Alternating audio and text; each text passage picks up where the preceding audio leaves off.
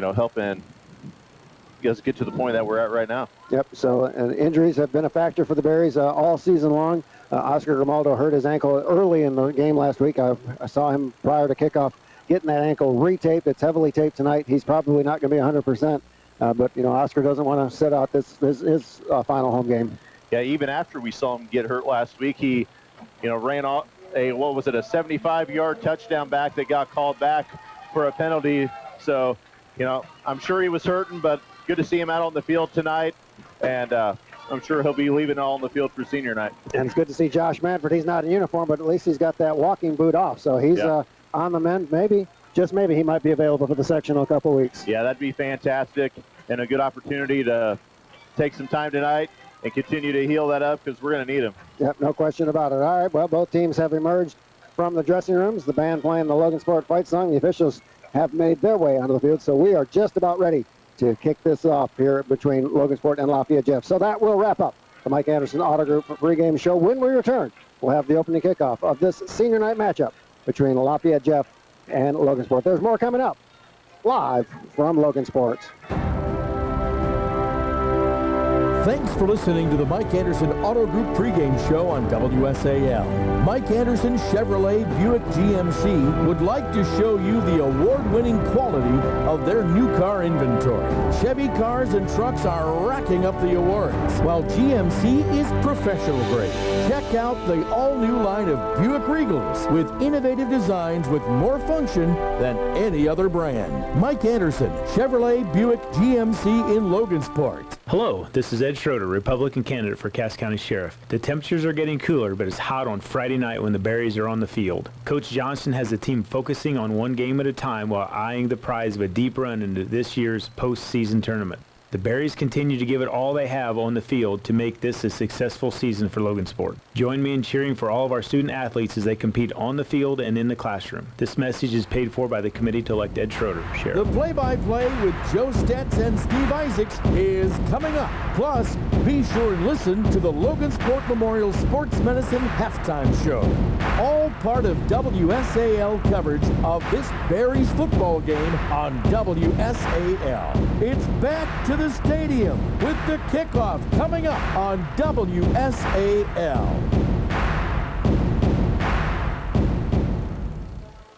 All right, Alan James, thank you very much. Joe Stetz, Steve Isaacs back at Logansport Memorial Hospital Stadium. As we were told, a 7 o'clock kickoff.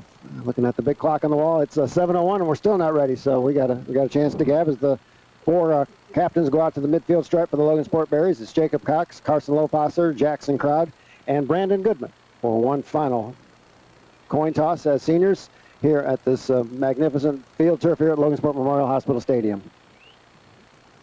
As I can see, wind not much of a factor for one of the few times this season. We've had some fabulous weather all season long. Wind a couple times has been a huge factor.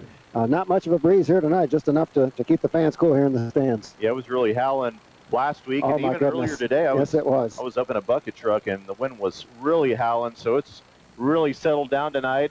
And, for that Lafayette Jeff passing attack, that could make it rough. So we were kind of hoping for a little bit of weather. Yep, well, we were hoping that would factor in last week in Kokomo, but they were not affected at all, thrown into the teeth of that wind. So maybe the fact there'll be no one might help the Berries tonight. So an extended conversation at midfield between the two groups of captains. I think they have finally got things decided, and the Lafayette Jeff Broncos have won the toss. They will defer, so they will kick the ball away. So Logansport will have the ball first offensively. We'll get a chance to see if Logansport can get some adjustments made, because we saw them have their way of moving the football on the ground, except for the last couple weeks. Marion and Kokomo have stymied this ground game.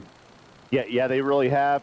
Logansport's got a really solid offensive line. We've got some really quick, stable backs, but we've ran into some tough defenses. Kokomo really gave us fits last week and pretty much shut it down. So we know how tough this Lafayette Jeff defense is. Maybe they'll try to pass it a little more than usual tonight. I know we didn't have a ton of luck with that last week either. Just Kokomo shut us down on every angle. But, we need some turnovers to go our way tonight. We need some good breaks. Hopefully the defense can do that. They did some of that last week for us. And, you need to play a perfect game, and you need to have some breaks. Yep, no question about it. So It is October, and there is postseason baseball. All 4 divisional series games are going on or have gone on. Houston won game 1 of the ALCS against Cleveland. They hit 4 solo home runs as Cleveland's ace Corey Kluber was rocked. So Houston with a 1-0 lead.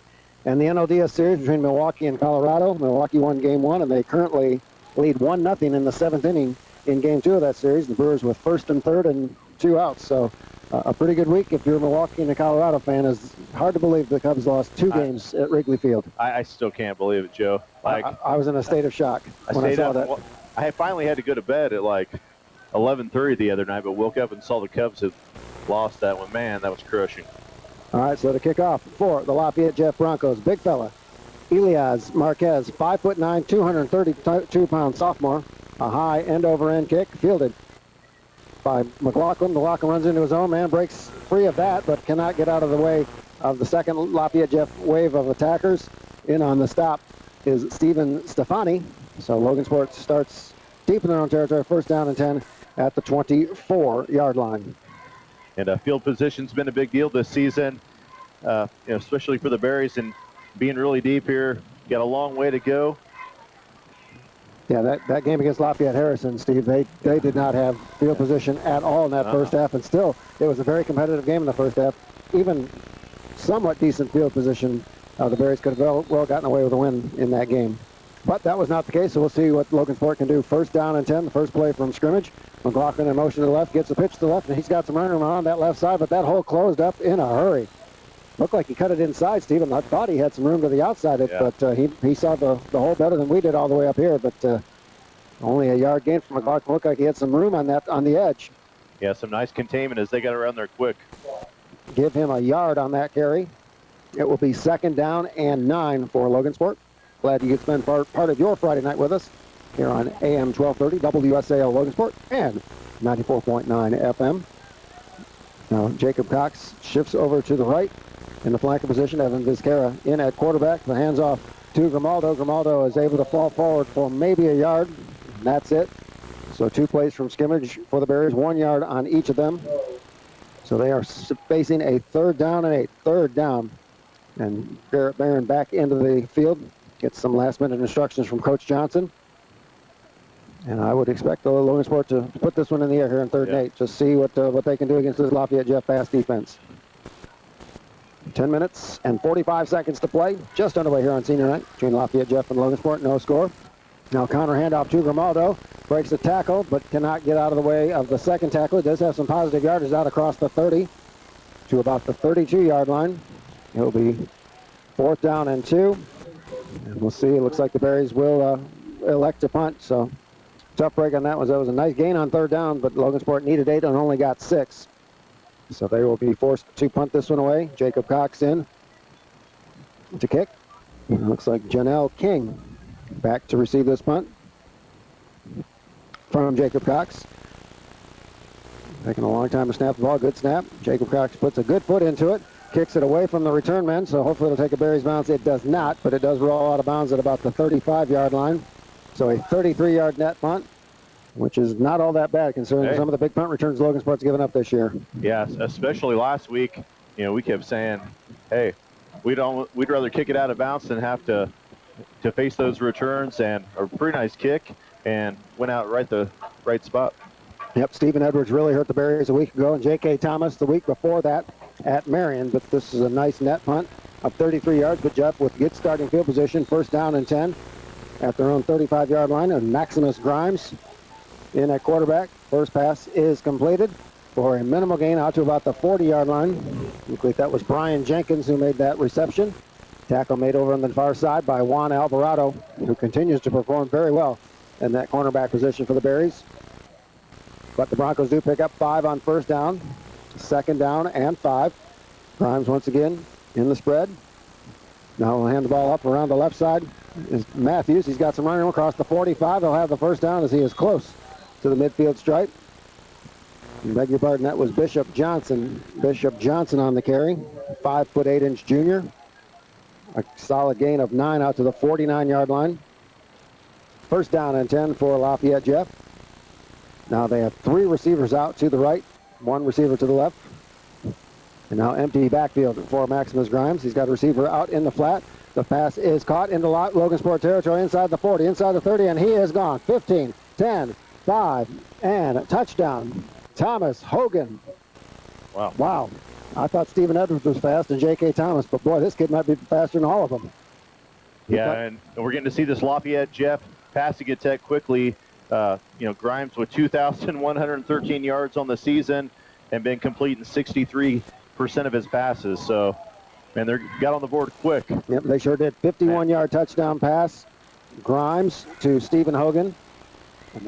It is now 6-0 Lafayette Jeff. And now the Broncos with a swinging gate formation. Logansport will have to play it honest. Looks like the Broncos will try to go 4-2. Putting his foot down, putting the ball down and into the end zone for the successful two-point conversion is Quentin Stephanie.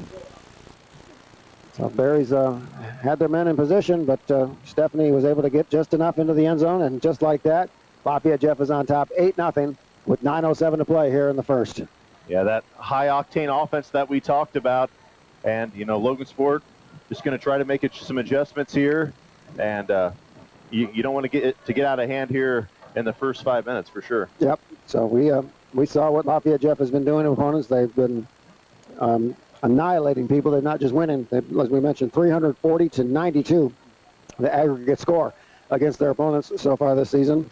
76-0 over Anderson, 44-6 over Richmond, 58-13 against Kokomo, 48-7 over McCutcheon, 54-14 versus Western. Western's a pretty solid ball club. And then 31-14 over Harrison. I mean, that's the closest. Yeah. That's the closest game they've had all season. I'm surprised Harrison even played them that close. Yep, I am too, based on what we've seen at least in the first 3 minutes from this Lafayette Jeff team. Offense, defense, and special teams. And there's a reason this is a ranked team in 6A. And they have a very good opportunity, as Steve mentioned in our Mike Anderson Auto Group pregame show, to make another deep run in that 6A sectional to the chagrin of Blake Isaacs, I might add. If they could have just come up against Carmel, that would have been, we still might be giving them some grief over that. And you just look at that sideline and the roster full of guys they got. I mean, they basically stretch from the 35 on one side to the 25 on the other. Yeah, so this is a very deep and talented Lafayette Jeff team, but I'm sure Coach Johnson and his ball club expected this. There's no surprises here, so we'll see if maybe the Berries can break a big play on special teams to try to get back in this game. Now a short kick, fielded into the dead spot. Drake McLaughlin is going to let it bounce out of bounds, so good decision that time from McLaughlin. So the Berries can choose to take it at the 35-yard line. I think I saw Coach Gomer point to the 35. I think they want to take it right there. We'll wait and see what the coaches decide. And that's exactly what the call will be. So first down and 10 Logansport at their own 35-yard line with 9:07 to go here. Quarter number one, Lafayette Jeff on their first possession scored a touchdown and a successful two-point conversion. They're on top 8-0. The Berries were 3 and out on their first possession of the night. We'll see if they can get something going here on this second drive. Garrett Barron at quarterback. Looks like Tucker Platt is in fullback position with Grimaldo and McLaughlin in the wingback spots for Logansport. Now Jacob Cox will split out to the left side of the formation. McLaughlin in motion. Barron rolls out to his left. He's got good protection. The pass is overthrown, intended for Drake McLaughlin. He was pretty well covered, but the Berries could have at least got a couple yards if that pass would have been held on to, but it falls to the ground incomplete. Second down and 10 for Logansport. Yeah, I love the play call. That's the kind of stuff we're going to have to do tonight to get to work. Yep, they put Jacob Cox out to the left side and put a man in motion and then rolled Garrett Barron over to that left side where they had extra personnel. But they could not complete that pass. Second down and 10 for Logansport at the 35. Evan Vizcarra in now on this second down play for the Berries. Handoff inside to Tucker Platt. Breaks one tackle, falls forward across the 40. Good second effort that time from Tucker Platt, giving him 6 yards on that carry out to the 41-yard line. It'll be third down and 4. So we've seen a couple good runs for the Berries so far. Grimaldo a 6-yard run on the first drive, and here Platt with a 6-yard run. So we did not see too many holes like that at all in the last 2 weeks. No, and Tucker Platt's a guy who hasn't carried the ball a ton this season, but about every time he does, there's big gains. About the only time all season he hadn't been able to run it was last week. So the Berries have it third down and 4. They have it at their own 41-yard line. Grimaldo in motion to the right. He'll get the handoff to the right. Tries to set up his blockers. The ball is loose, and Lafayette Jeff comes up with it. Fumbled at the 43-yard line.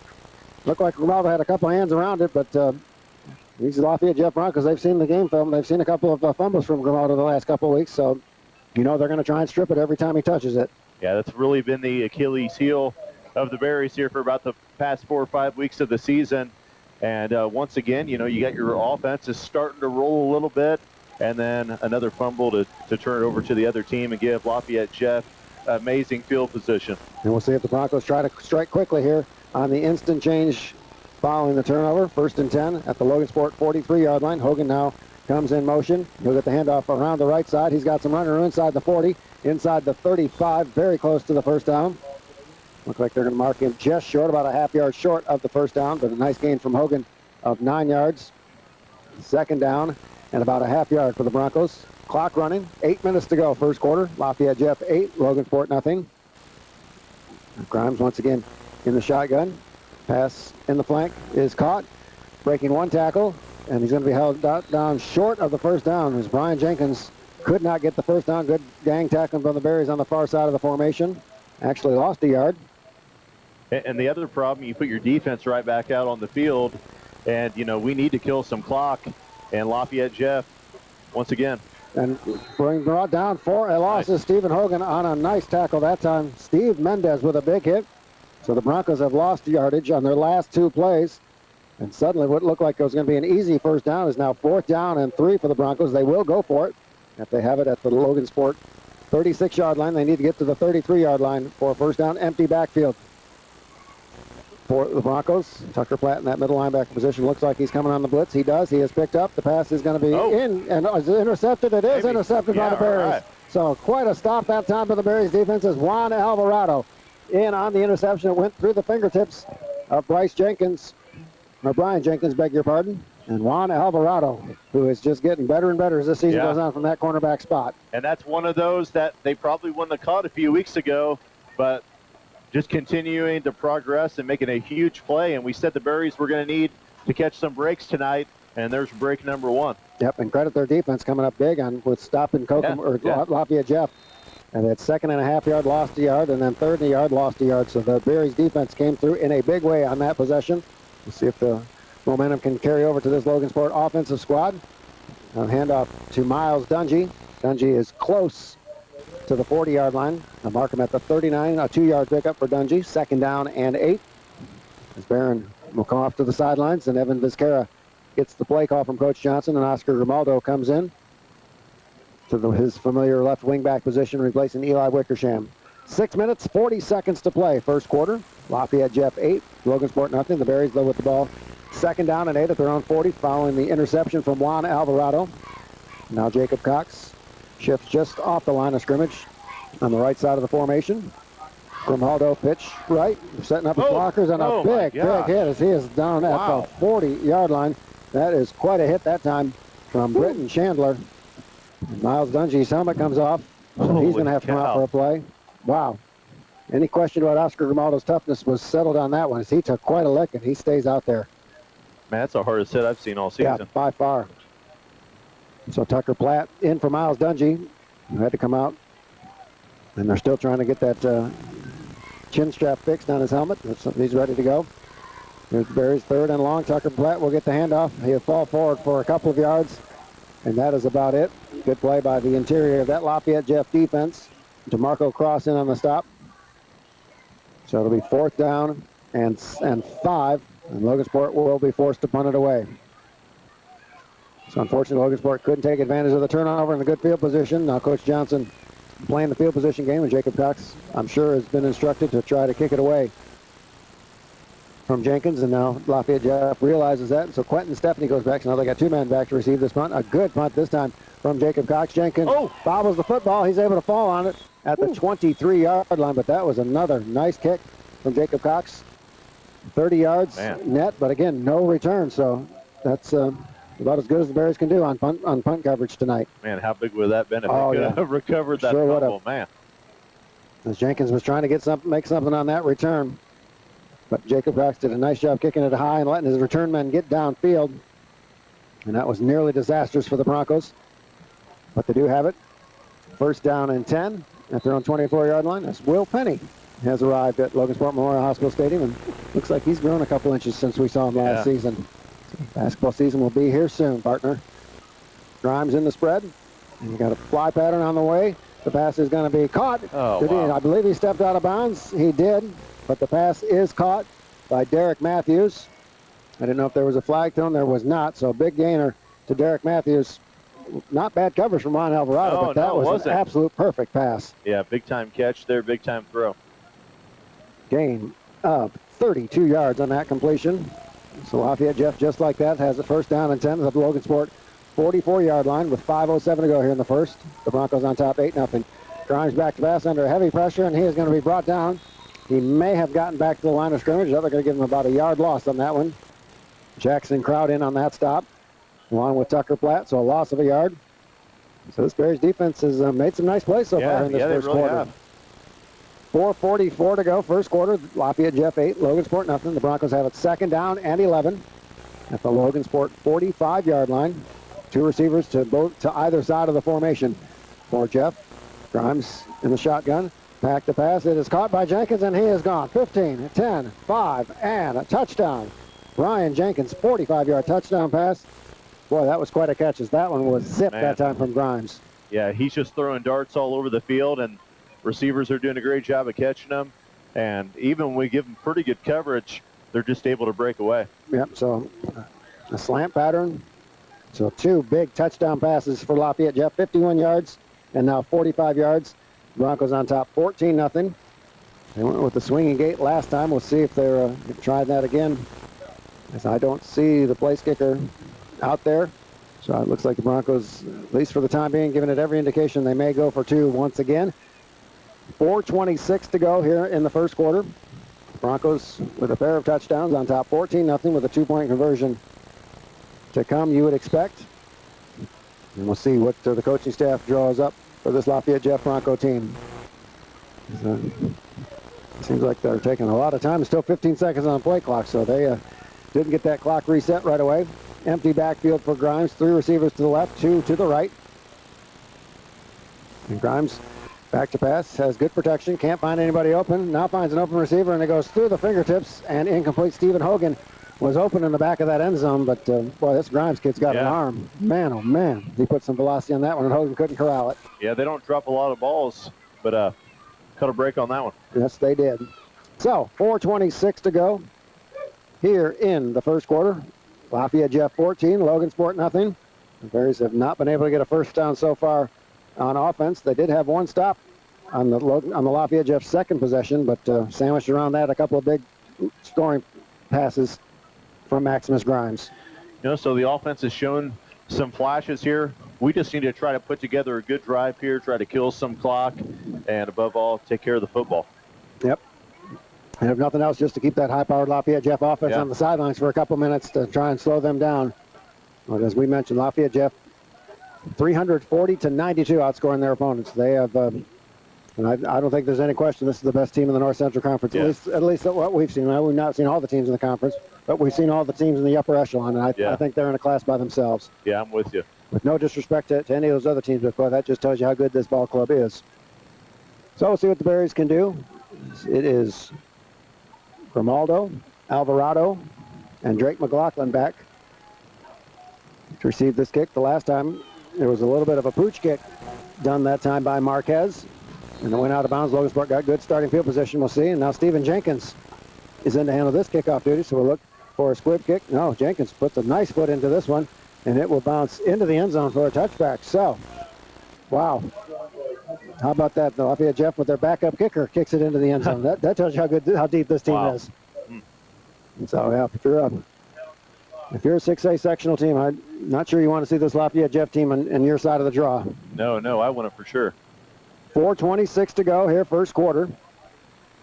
Lafayette Jeff 14, Logansport nothing. Senior night here at Logansport Memorial Hospital Stadium. The Milwaukee-Colorado game has moved to the bottom half of the 8th. Brewers still on top 1-0. Milwaukee looking to take a 2-0 lead in that best-of-5 opening round series. Inside handoff to Miles Dungy. Dungy, a nice solid gain across the 20 out to the 24-yard line. Dungy's best run of the night. Makes it 2nd down and 6 for the Berries. as all 4 Cass County teams at home tonight. Hopefully we'll be able to pass on some scores of that Lewis Cass Hamilton Knights game and Pioneer and Culver. And the Caston Comets looking for their first win of the season against the Winnemac Warriors at the Comet Crater. So hopefully we can pass on scores from all of our county teams in action here tonight as the evening progresses. Vizquera rolls out to the left. He's got some running room, and he's brought down from behind. Nice pursuit coming from the backside. Vizquera had some running room, but that hole was closed in a hurry. A yard pickup for Evan, and it'll be 3rd down and 5 for Logansport. Yeah, we had a guy wide open, too, out in the flat. Yep, Evan must not have seen him, unfortunately, for the Berries. So Logansport with another 3rd down, but this is a much more manageable down and distance for the Berries. 3rd down and 4 for the Berries. They need to get to the 30 to keep this drive alive. 3 minutes and 15 seconds to play here first quarter. Lafayette Jeff on top 14-0. Barron back to pass. The slant pattern is incomplete. Looked like it was in between Jacob Cox and Oscar Grimaldo, so 2 men in the same area, so a little bit of a mix-up that time. Fortunate for the Berries, it falls to the turf incomplete, and they're forced to kick it away. So Jacob Cox, for the third time tonight, will punt it away. Jenkins and Stefani are deep to receive this punt. Jake has had a couple of nice kicks so far tonight. We'll see what he can do in this third effort. And this is the best one of all. A nice high end-over-end kick. Stefani will field it, and he goes to his knee to field it. So a great kick that time from Jacob Cox. And that one, let's do the math real quick. That's 13 and 24, so 37 yards on that kick. And again, no return. So 3 punts from Jacob Cox and no return at all so far. Yeah, that was towering way up there. So Lafayette Jeff gets the ball for their 4th time tonight with 3:03 to go here in the first quarter. They're on top 14-0. And now 3 receivers out to the left. And 2 men in the backfield along with Maximus Grimes. Grimes will hand the ball off. And some running room for Hogan across the 45 near midfield. He'll have the first down. Maybe a touchdown saving tackle that time from Juan Alvarado. As those big fellas up front opened a huge hole for Hogan. Give him 12 on that play. First down and 10. Lafayette Jeff has it at their own 49-yard line. And now Steve Mendez limps off the field. We hope that he's okay. He has been huge for the Berries this season after coming back from that torn meniscus. Tucker Platt was looking to come in on the blitz with an empty backfield for the Broncos. 3 receivers to the right and 2 out to the left. Grimes back to pass. Pass is thrown up there and is going to be incomplete. And credit Tucker Platt that time with some great pass rush. Yeah, I love that pressure. Tucker in his face right there. And had a lot to do with him missing that throw. Yep, Oscar Grimaldo was in man-to-man coverage with Bishop Johnson. But that was off the target as Tucker Platt did a nice job coming in on that blitz. Pass ball is incomplete. 2nd down and 10 for the Broncos at their own 49-yard line. 3 receivers to the right for Grimes. Looks to the right. Pass is caught on the bubble screen from Jenkins. He's got some blockers inside the 40, and he may be gone. 30, 25, 15, 10, 5, and a touchdown. 51 yards to Jenkins. So 3 touchdown passes, 49, 51, and 51 for the Broncos. Whew. Man, just a well-oiled machine. And once again, just a simple bubble screen, but he's able to move so elusive. And then once they get, past the secondary, it's pay dirt. Yep, and it's tough on a defense when you spread the formation a lot like that with receivers all over the place. You're in man-to-man coverage out there, and one good block can spring Jenkins for a big play, and that's indeed was the case. So Jenkins with a 45-yard touchdown pass and now a 51-yard touchdown reception. And the Broncos on top 20-0. And Jenkins, hope you're not too tired after running that for that touchdown, because you got to try for the extra point now, Mr. Jenkins. We'll have to wait and see. This is the first point after attempt of the night for the Broncos. Snap is good. The hold is good. The kick is partially blocked. So a good play that time on the Berries special teams. So following the block extra point with 2 minutes and 20 seconds to play here in quarter number 1. Lafayette Jeff is on top 20-0 as the Berries still looking to get their first down of the night. And with credit Lafayette Jeff's defense so far. Yeah, the Broncos picking up speed as it was just 2 minutes and 20 seconds between scores there. So, man, that offense so quick. They play a lot like Oregon in every way. Everything from the special teams to that spread to the no huddle to everything. And Logansport just has to slow them down right now. They've got to keep the chains moving, get some first downs, keep that Lafayette Jeff offense off of the field, and see if we can put together a scoring drive. Yep, and you see a couple of players with some exasperated looks on their faces as they're talking to the coaches on the sidelines. I mean, they've scouted this team well, but it's as you know, it's a whole different thing when you see someone live as opposed to game film. Yeah, we knew this one was going to be a fight. Oh, yeah. And the good news is, regardless of what happens tonight, we don't have to see Lafayette Jeff any more this season, no matter what. Yep, that's for sure. So 2 minutes and 20 seconds to play here in the first quarter. Lafayette Jeff on top 20-0. And Stephen Jenkins in to kick this one off. Last time he kicked it into the end zone for a touchback. So the Berries dropped their return man back at the 5-yard line, expecting another deep kick from Jenkins. And this is another good kick from Jenkins. And it will once again travel into the end zone for a touchback. So Bryce Jenkins with a couple of touchdown receptions and a couple of touchbacks on the kickoff. Boy, he's a talented young man. Yes, he is. We've been saying that a lot the last couple of weeks, but the Berries have really, really played some tough competition these past few weeks. Yeah, Marion was a game that we were really in, but, they were extremely tough. Kokomo took it up a notch last week, and this Jeff team, the best one out of all of them. Yep, by far. So we'll see what the Logansport can do offensively. First down and 10 at their own 20. Lafayette Jeff on top 20-0. Grimaldo in motion to the right. He'll get the handoff around the right side. He may have fallen forward for a yard. Second down and 9 for Logansport. As we approach the 2-minute mark here in this first quarter on senior night here at Logansport Memorial Hospital Stadium on an absolutely spectacular night of weather. Really, you think about it, the game last week in the Indianapolis Tech monsoon, those are the only two really bad weather nights we've had all season. We haven't had it too particularly hot and certainly not been cold at all this year, other than last week with that wind. Now McLaughlin in motion to the left as Kara tries to keep him on the left side, and he is hemmed in for a loss back at the 16-yard line. I think he was looking to make a pass to Jacob Cox over on the far side, but he had no chance. Yeah, once again, Cox was open, but Barry's just not able to protect the quarterback, and Jeff getting some really good penetration up front. Loss of 4 on that carry, or on that sack back at the 17-yard line. Logansport has it now. Third down and 13. As Brandon Goodman is spread out to the right. Jacob Cox in the slot. Now the Bears with 2 receivers each side. Barron back to Bass. Got a man open, and it is intercepted. And they got a chance to return inside the 20, inside the 10, inside the 5, and a touchdown. J.J. Lee with a great interception and an even better return, and it is now 26-0 Lafayette Jeff. I like the play call. I do too. Yeah, but once again, Lafayette Jeff defense just in the right place, and once again, so fast to the end zone. And give the offensive line credit. Barron had plenty of time to throw. Stepped into that throw, unfortunately, just put a little bit too much air on it, overthrew his intended receiver, and J.J. Lee with the interception. And now another kicker in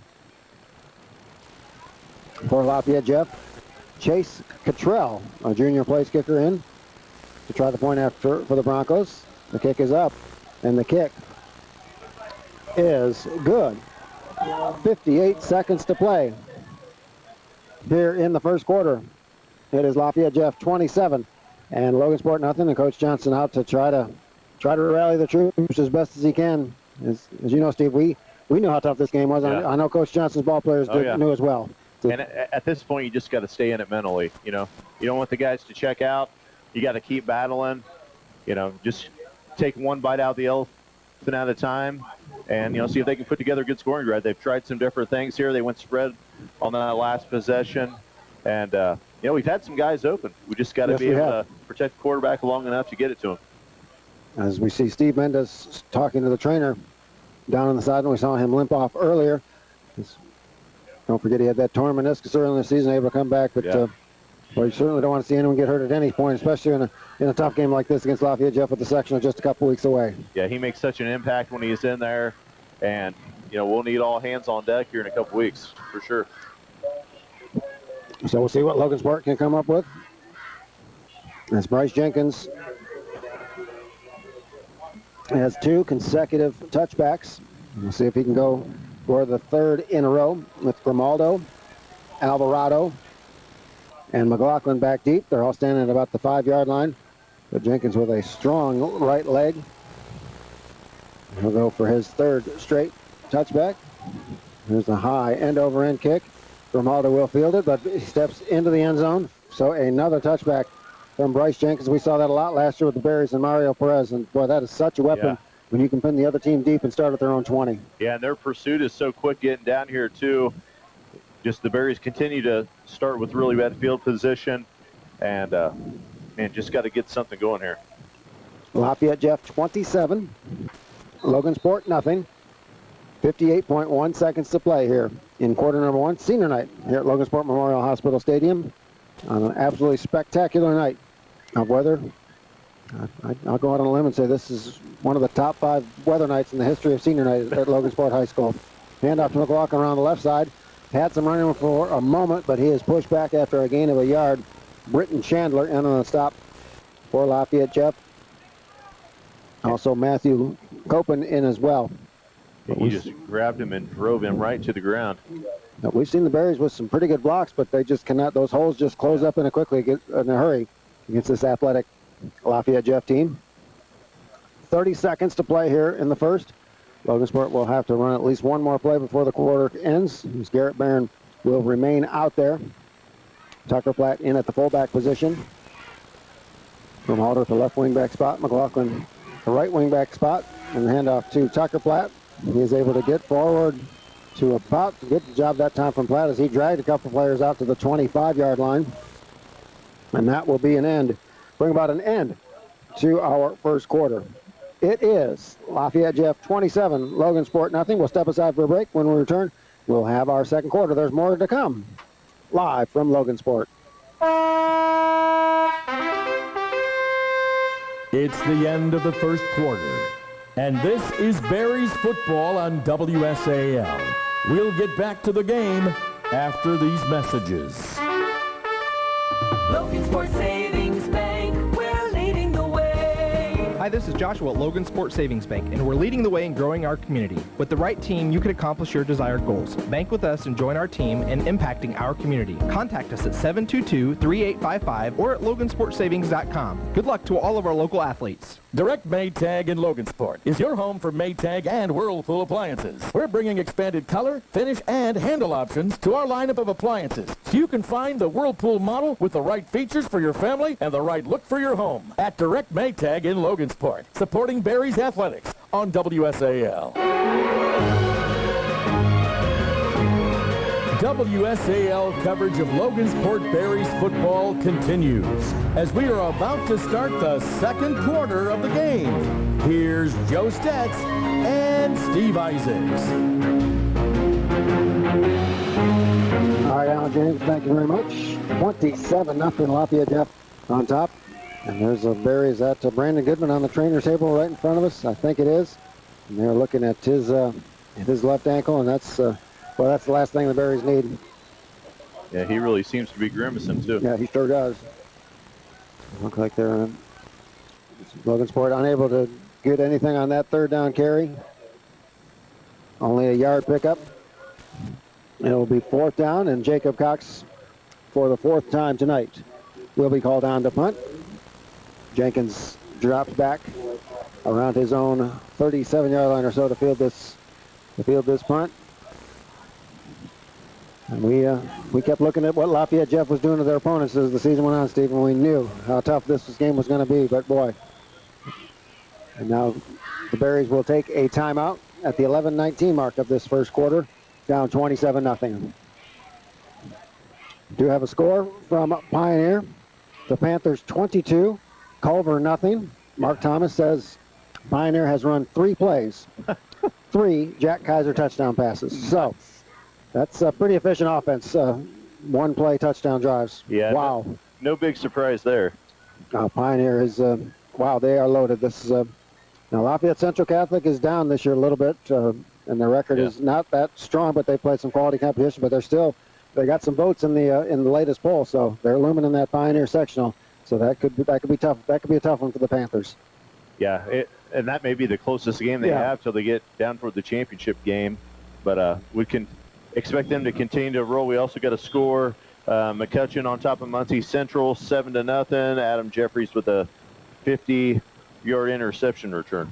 It's the Berries' opponent next Friday night, as it will be senior night from Muncie Central. So we didn't have a whole lot of homecoming tours like we did last year, but we'll at least have another senior night that we'll be able to part of from Muncie Central next Friday night. Of course, you can hear that game right here on WSAL. Jacob Cox off the side of his foot, the first bad kick, and it almost hit the cheerleaders gathered right in front of us. So that Jacob, after 3 outstanding punts, that one off the side of his foot. And Lafayette Jeff with great starting field position. Yeah, another score after one. Marion leads Tech 7-0. So Tech keeping it pretty close. Yes.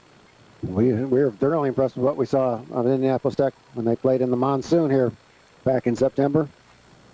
Just a bizarre night of football here at Logansport Memorial Hospital Stadium. We were here till almost 10 o'clock at night, one of the longest games we've ever dealt with, and the rain just continued. Kept raining all night long, but the Berries got out of there with a win, and I believe that was their last win. Is my math correct? I think so. So we'll see what Lafayette Jeff does now. First down and 10 at the Logansport 41-yard line. Grimes back to pass. Double move. He's got a man open. The pass is going to be overthrown, and I believe we might have a holding penalty in the secondary from Logansport, as Stephanie was running free down the sideline. And Burnell may have prevented a touchdown with that penalty. So, yeah, it may not be the worst penalty. Yeah, I was about to say. You don't never want to commit a penalty, but that falls in one of the good ones, preventing a touchdown. I beg your pardon, that was Derek Matthews. That was open chip. It is holding on James Burnell. 5-yard and an automatic first down. Actually, it's 10 yards. They give him down to the 31-yard line, so that's where Jeff takes over. First down and 10 on this series of downs. Grimes once again in the shotgun. He'll hand the ball off to Hogan. Hogan's inside the 30. Ball's down to about the 27-yard line. Steve Mendez in on the stop. And Jeff quickly to the line of scrimmage, ready to run another play. Here's second down and 6 from the 27-yard line. 10:50 to go, first half. Lafayette Jeff on top, 27-0. As Brandon Goodman remains. He's off the trainer's table. He's on the bench now with the trainer close by. Hopefully that injury's not too serious. Now Grimes looks over to the sideline to get the call. And he has 3 receivers split out to the left, 2 to the right, empty backfield for the Broncos. Tucker Platt coming in on the blitz. Grimes, the pass is behind the receivers, but Matthews is able to catch it, and he's into the end zone for a touchdown. 27-yard touchdown pass to Derek Matthews, and it's 33-0 Lafayette Jeff. Yeah, I don't know what you do with the speed. You know, they get so much separation, and even if it's just a little bit able to make the catch and then pull away so quickly. Yep, and that offensive line does a great job giving Grimes protection. Grimes has an absolute cannon for an arm, and he is pretty accurate. That last one was behind the receiver ever so slightly, but Matthews made a nice adjustment on the ball, made the catch. And here's the kick on the way, and it is good. So, 10:17 to go in the first half. Lafayette Jeff 34 and Logansport nothing. And Elijah Crow's parents have made it back for senior night, so good to see those folks. Elijah at Anderson University, I believe, if memory serves. So, outstanding high school career that Elijah had. We really enjoyed watching him play both on the football field and the basketball court last year. Yeah, I haven't heard any stats or anything, but I heard he's been getting to play over there, so that's always cool to see. And, kid we really enjoyed watching, especially out here playing football last season. Yep. And really part of that process of helping to rebuild the program. Yep. And there's Brian Pearson to greet them. I'm not sure who's happier to see who, but 10:17 to go here, first half. 34-0. Logansport in a lot of trouble against this Lafayette Jeff Bronco team, and we're afraid that something like this might happen, given just how good Lafayette Jeff is. Yeah, it's just one of the top teams in the entire state, and you're going to have your hands full, and just trying to stop the bleeding right now, and try to put together a good drive. Yep, and this not necessarily the worst thing that could happen to the Bears because they see what the mountaintop is in terms of competition, where Coach Johnson would like to get this program to, so they know that it's in their sights. So Jenkins will try to put another one into the end zone. He is 3 for 3 on the touchbacks on his kickoffs. We'll see if he can make it 4 for 4. This one not quite as deep. McLaughlin will field it at the 4-yard line. He'll set up a return to the right. He's got some running room across the 25, across the 30. And he is finally brought down at about the 32-yard line. But that got some oohs and ahs from the crowd. One of the few things they've had to cheer about tonight, but that was a nice return that time.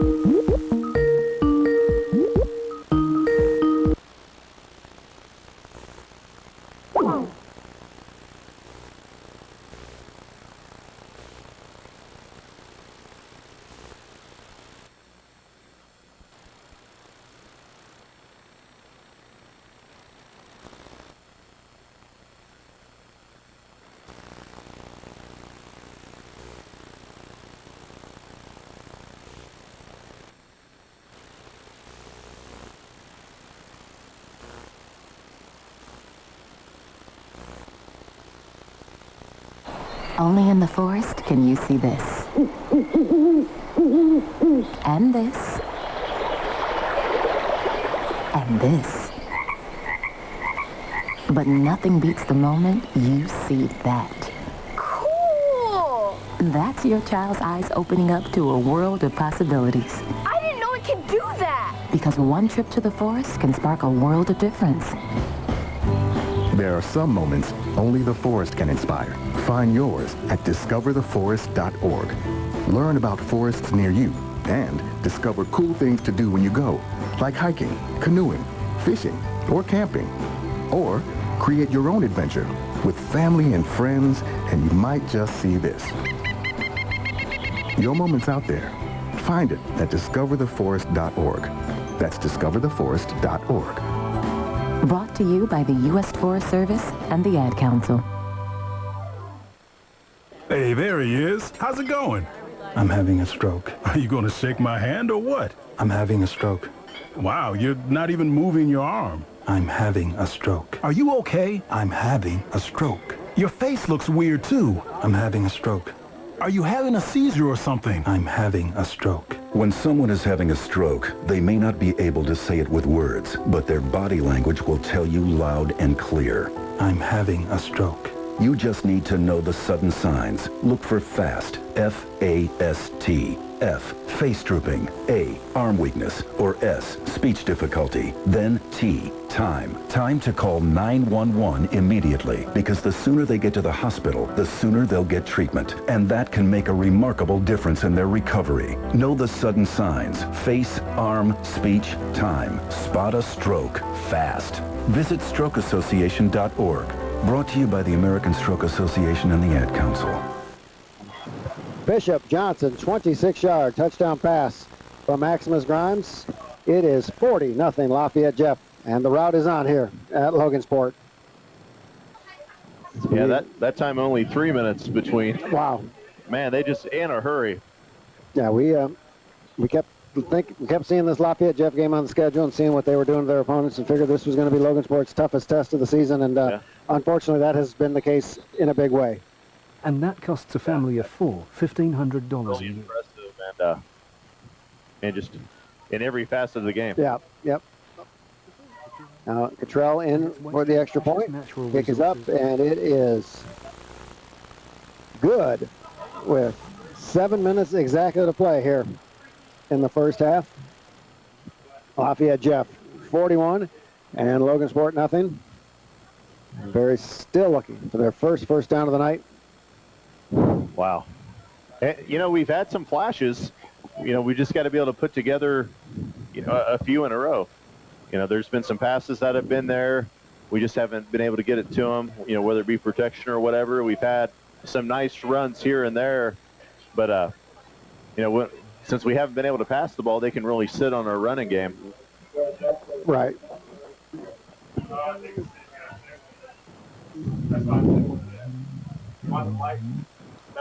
Work whatever you guys need.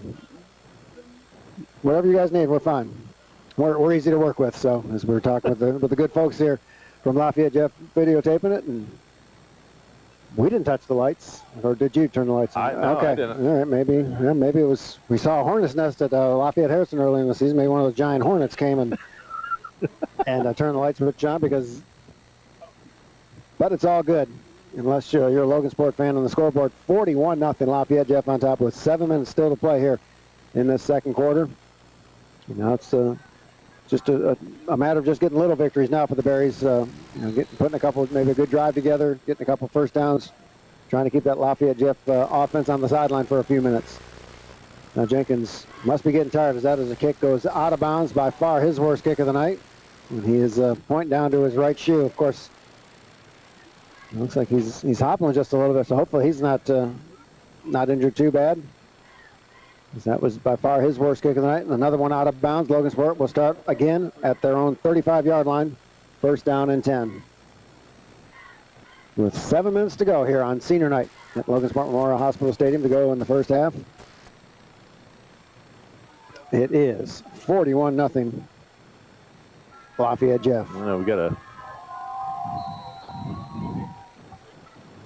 Thought maybe they'd call a timeout, but no, I thought so too. We're just huddling.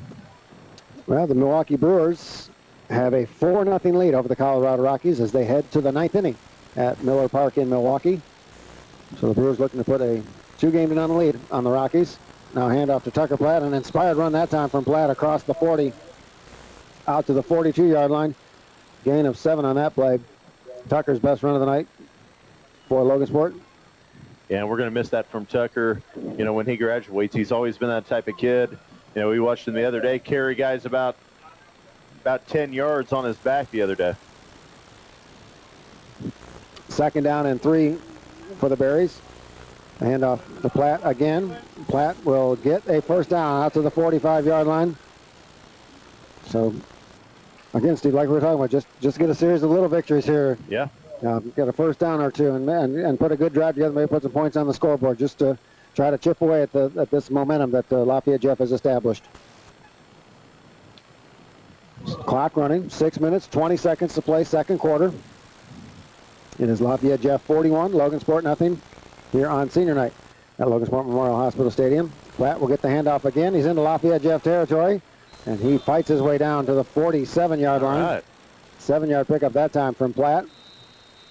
Putting him on his back. Yep. Now we have a stoppage of play as Lafayette Jeff will take a timeout. So I think this is a good lesson for the Broncos. Up 41-0. His team has given up a couple of big plays, and he wants to put an end to that momentum right away. And finally over into Lafayette Jeff territory. It'd be so nice if the Berries could just get on the board at this point. And we got an interesting stat. We got a score. McCutcheon leads Muncie Central 14-0. The Mavs offense has not been on the field yet. Wow. Which is interesting. That, to say the least. So they had a pick six and a punt return. All right. Is that game? And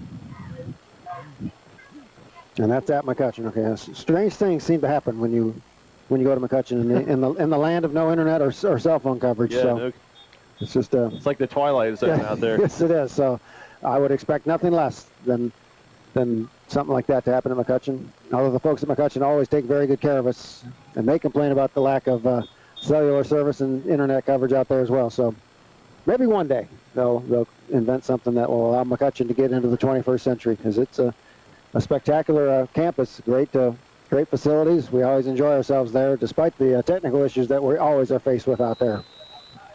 Second down and 2 for the Berries at the Lafayette Jeff 47-yard line. They're going to give it to Platt again, and he'll have another first down inside the 45. All right. Down to the 44-yard line.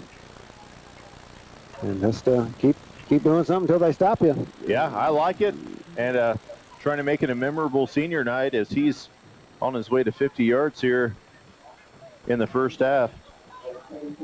So first down and 10 for the Berries. They have it at the Lafayette Jeff 44-yard line. Oh, man, I got excited. I saw a dude with 3 boxes of popcorn in his hand.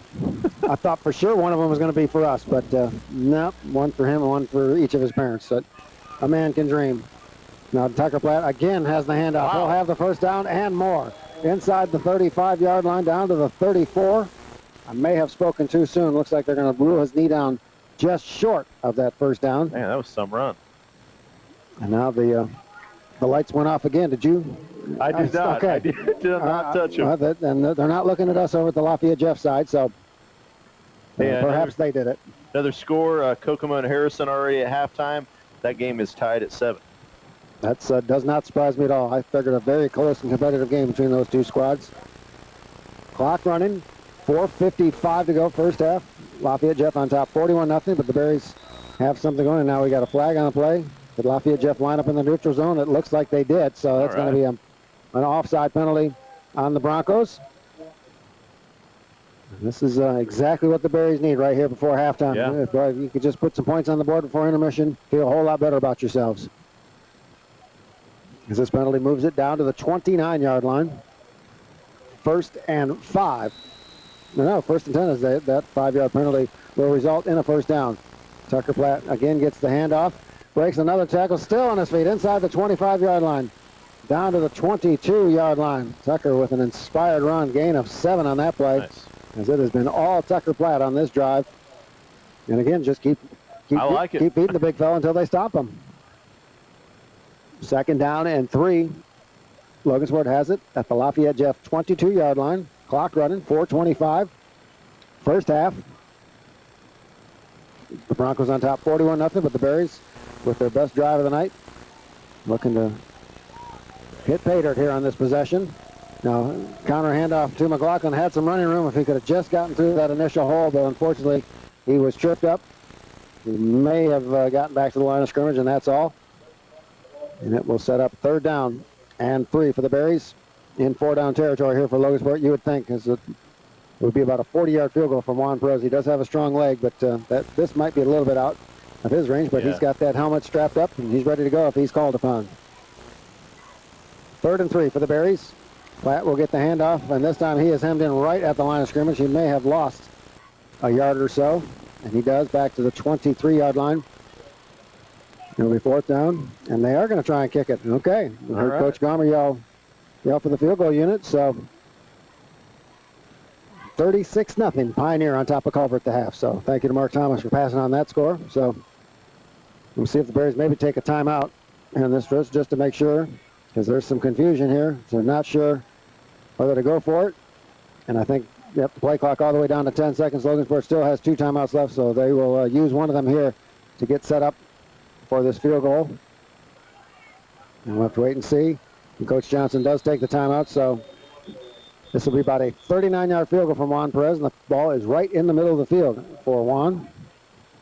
You know what, Steve? I kind of like this call. See what the young man can do. It is a long field goal, but as we talked about, if you could just get some points on the board of any fashion, just to feel better about yourself. Yeah, I'm totally with you. And this could be something that happens later in the season. If he's able to hit this, be a good confidence builder, especially as we get into sectional play. We may need a field goal. Yep, absolutely. From this distance. So, Tucker did a great job of getting us down there. Yes, he did. And we got a little bit stalled.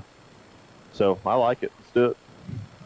And it's never too late to start thinking about the future as well. Juan just a sophomore, so this can only benefit him as his varsity career advances during the next 2 seasons. So it'll be about a 39-yard field goal for Juan Perez. He hit a field goal against McCutcheon that we thought might make him the hero of that game. That gave them a 15-14 lead. Unfortunately, it did not hold up, but we'll see. And we'll see. Right in the middle of the field.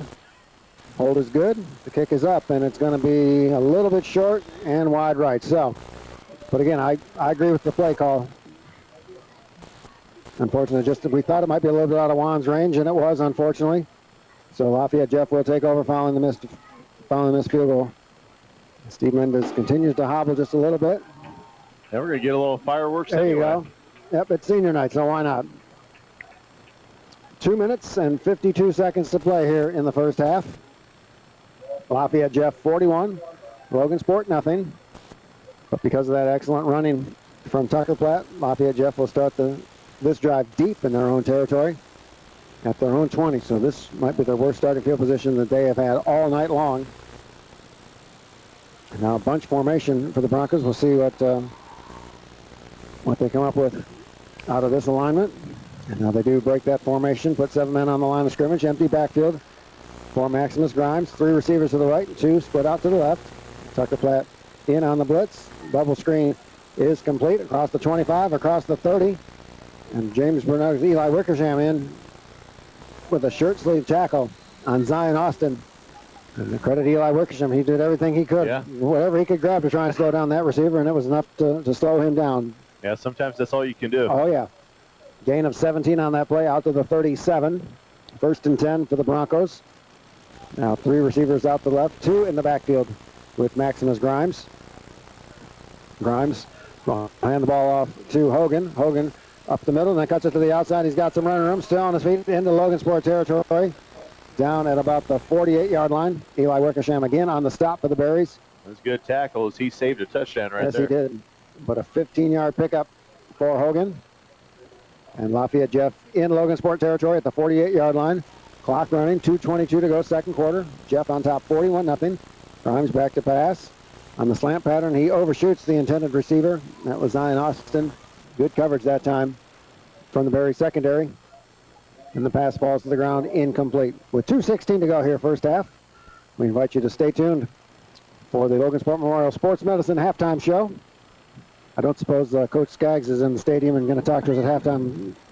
No, that was a lot of fun talking. Oh, yeah. Anytime you talk to Coach Skaggs about anything, it's a blast. Always this. 2nd and 10 for the Broncos. Grimes in the shotgun. Back to pass. Now sets up a bubble screen. Inside the 45, inside the 40. Close to the 35-yard line is Derek Matthews. Eli Wickersham for the 3rd consecutive play makes the tackle. We do have a flag on the play. In the backfield, we'll have to wait and see what the call is. It is going to be holding on Lafayette Jeff. And that is one of the first penalties that we've had all night long. We have not seen that yellow hanky on the ground at all. Yeah, that's a good point. I hadn't thought about that. Yeah, I hadn't thought about it either until I just saw that flag. Both teams playing a very clean game in terms of lack of penalties. Logansport did have Juan Alvarado, a couple of interference penalties to save some touchdowns, but other than that, I don't know of any other penalties that we've had so far tonight other than that one. So a 10-yard mark off. And Lafayette Jeff offensive lineman pleading this case, but the referee's like, son, I'm not going to change my mind. So back to the 40. Second down and 22 for Lafayette Jeff. Grimes, receiver with a double move. Man is open. The pass is just underthrown as Derek Matthews was open. Wickersham in on the coverage. Pass falls to the ground, incomplete. It'll be third down and 22, so the Berries with a great chance to get a stop defensively here right before half. Again, Pioneer on top of Culver in case you missed that halftime score. 36-0, the Panthers on top as they scored 3 touchdowns on their first 3 plays from scrimmage to start things off on a positive note on senior night at Pioneer. Grimes back to pass. Pass is going to be just over the outstretched fingertips of Bishop Johnson as he was open. Yeah, that's something you don't see very often, is that one actually was right on his hands. Yes, it was. And, wasn't quite able to bring it in. So for the first time tonight, Lafayette Jeff forced a punt. So as bad as that first quarter and a half was, Steve, the last half of this quarter has been pretty good for the Berries, even though they've not been able to score. It has been. These last 3-4 minutes have been really strong. Yep, a good offensive possession. Ended up in a missed field goal. Now they stopped this high-powered Lafayette Jeff team. Yes, they got the benefit of a holding penalty, but they still did the job after that markup, stopping Lafayette Jeff. And now we get a flag on the play. And it looks like, as Derek Matthews was a good 4 or 5 yards past the line of scrimmage. I used to try to do that when I was playing football to try and gain an edge, but the referee caught it. And then 5 yards on the false start from Matthews. We'll move it back to the 35-yard line. That's where Lafayette Jeff will punt this one. The Berries have Oscar Romaldo deep, and Jenkins with a very strong right leg. It is a high end-over-end kick. It is a short kick, though. Lafayette Jeff will hope for a bounce. It does take a slight Bronco bounce and bounces out of bounds at the 36-yard line. That's where Logansport will take over. First down and 10 with 1:44 to go here in the second. Lafayette Jeff on top, 41-0. We talked about a few minutes ago, Steve, just to get a couple of little victories to try and slow down the momentum, and that's exactly what they've done these past 5 or 6 minutes. And here's the thing. I mean, regardless of the scoreboard or what the outcome of this game is, there's a lot of stuff they can learn tonight. If they're able to figure out ways to move the ball against this incredibly tough defense, that's only going to pay dividends as the season progresses, because there's a lot of football left to be played, and we got an opportunity to win quite a few more games, too. And I'm going to go out on a limb, and I'm going to say the Berries aren't not going to see anybody as good as Lafayette Jeff in their sectional. Absolutely. So, again, like I said, they can learn a lot from this game. Now, Miles Dungy on the inside handoff. Gets it out to the 38-yard line. Miles picks up 2 on that first down carry. And really, our rush defense has been pretty good tonight. I agree. They just throw the ball so well, and it's so precision that we really have a hard time keeping up with them in the secondary. Second down and 8 for Logansport. Clock running as we approach the 1:15 mark of this first half. The Broncos on top, 41-0. And Dungy gets the handoff across the 40. He'll get pushed back, but they'll give him forward progress out to the 42-yard line. 4-yard pickup on second down. It will be third down for Logansport, as we are inside of 1 minute to go here in this first half. 41-0 Lafayette Jeff on top of the Berries on senior night here at Logansport Memorial Hospital Stadium on an absolutely spectacular night of weather. Most of the people out there don't even have their jackets on. It's such a fabulous night of weather. We have gotten so lucky with the weather so far this season. See what Logansport can come up with on third down and 4. As the clock will be inside of 30 seconds by the time the Berries snap this one away. Grimaldo in motion. Garrett Barron will keep it himself on a quarterback keeper. He is close to the 45-yard line, but I believe he will be stopped short of the first down. The Berries do have 1 timeout left. We'll see if they choose to use it or let the clock run out. We'll have to wait and see. And the Berries look like they're not going to give any indication to use that timeout. So I think Logansport will let the clock run. And that will bring about an end to our first half. Our score, Lafayette Jeff 41, Logansport nothing. We'll step aside for a break. When we return, we'll have the Logansport Memorial Sports Medicine halftime show. There's more coming up live from Logansport. This is AM 1230 and FM 94.9 WSAL Logansport. The first half of this Berries football game is over. Stay tuned for the Logansport Memorial Sports Medicine halftime show. We'll recap the first half statistics and talk more about the student athletes participating in fall sports. We'll be right back after these messages.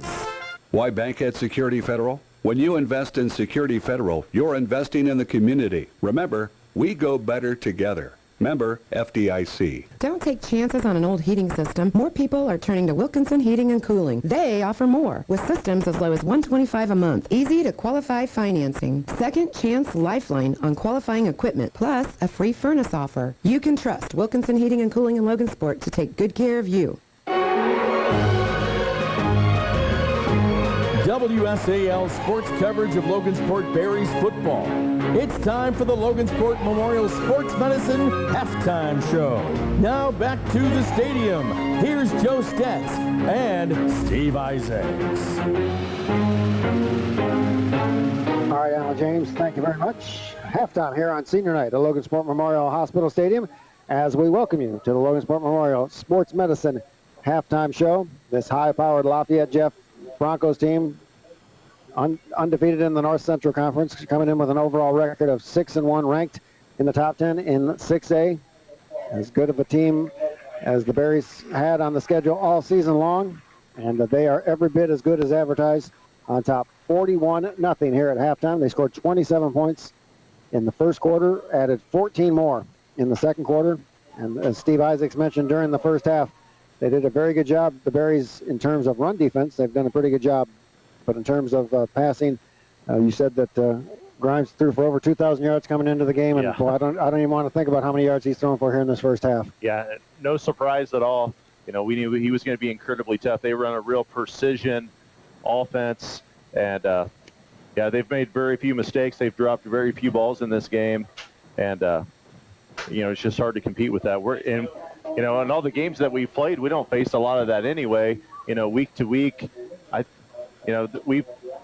I'm trying to think of who's passed the ball the most on us this season. It's just not something we see a ton of. But, Jeff, that's their primary weapon. Yep, we saw it last week with Kokomo, I think, was one of the few times that the Berries have faced a passing attack. We're hoping that maybe that might help prepare them for Lafayette Jeff. And no disrespect to Kokomo, but Lafayette Jeff, I think, is just in a league of their own in this North Central Conference. Yeah, I agree with you. You know, after seeing them last week, I think they've come a long way. And, but, man, Jeff just really high-powered. They've really got a good thing going here, and, you know, a tough game, but a game that we can learn from. Yep, absolutely. As the Logansport Berries Pep Band is out here on the turf to entertain the crowd here at halftime. Major League Baseball taking center stage in the national sports scene today and tonight with all 4 divisional series games being played. Milwaukee knocked off Colorado 4-0 in the NLDS, so the Brewers now lead that best-of-7 series 2-0. Earlier today, game 1 of the ALDS, the Houston Astros knocked off the Cleveland Indians and beat Indians ace Corey Kluber 7-2. They lead that series 1-0. And just underway at Fenway Park, Boston on top of the Yankees 3-0 in the last half of the second. So, and then tonight is game 2 of the National League Divisional Series between the Atlanta Braves and the LA Dodgers. LA won game 1 6-0 yesterday, so they look to put a 2-0 lead. And not to visit old painful memories, Steve, but the Chicago Cubs on Sunday had the best record in the National League, and 48 hours later, they were done. Baseball postseason, It is a cruel, cruel animal. I mean, I don't know. I don't know all the details, but it just seems looks like they're doing a special presentation here. Mm-hmm. Huh. But I don't know. It just seems bizarre that you could have that good of a record and play 162 games, but be able to be eliminated that way. It just doesn't quite seem right to me. And credit the Milwaukee Brewers, who were 5 games back at one point in September, but they ended the regular season on a 7-game winning streak. They every bit as good as the Cubs by the time the regular season ended, as those teams ended in a tie. Credit the Brewers. That's a very good baseball team. Yeah, no doubt. You know, you got to give them a ton of credit. And you just wonder if maybe, the grind of the season, but I think the Cubs played like 43 games in 44 days or something like that. Like, can you imagine? No. I mean, seriously. So, I mean, that can't be easy. And the Cubs offense just to not be able to produce any runs looked really flat. Yeah, go back and you think about the month of April. Mr. Dominic at one point said February was nicer weather than April, and so the Cubs lost a lot of games to inclement weather during the month of April, and unfortunately they had to make up those games later on, like you said, playing that grueling stretch. And it's such a grind, the Major League Baseball season, not just physically but mentally. And perhaps that was not to make excuses for him, but it's a legitimate factor. Yeah, they tried to make some moves like Darvish, Cole Hamels, but it looks like they're going to try to make a big splash this summer. Some people think they could be the favorite to get Bryce Harper. Yep. Also, Manny Machado is a name I heard mentioned as well. So the Cubs, I feel have seen one of the best in the business. So they're going to be active players, you think, in the free agency market. Yeah. But some of the guys, like the amount of money they were paying Jason Hayward, and they couldn't even start him against a left-hander. Right. I mean, that's not good. So, be interested to see what they do with a guy like that. Yep. As a native of the Motor City, I caught a lot of grief from a lot of Cub fans about my Detroit Tigers not being able to get it done against Milwaukee that last weekend series, losing all three of the Brewers, which forced the one-game playoff. But again, got to credit Milwaukee. They played great down the stretch. Yeah, they really did. So here it is, Lafayette Jeff 41 and Logansport nothing, as it is senior night here at Logansport Memorial Hospital Stadium. We will step aside for a break. When we return, we will continue with more from the Logansport Memorial Sports Medicine Halftime Show. There's more coming up live from Logansport.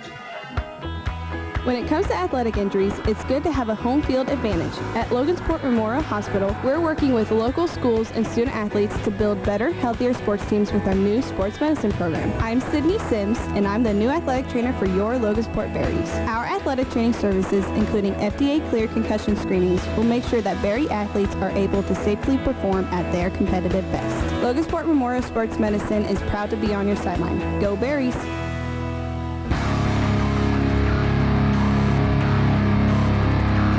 You're listening to Logansport Berries football on WSAL. Segment 2 of the Logansport Memorial Sports Medicine Halftime Show is next. Here's Joe Stetz.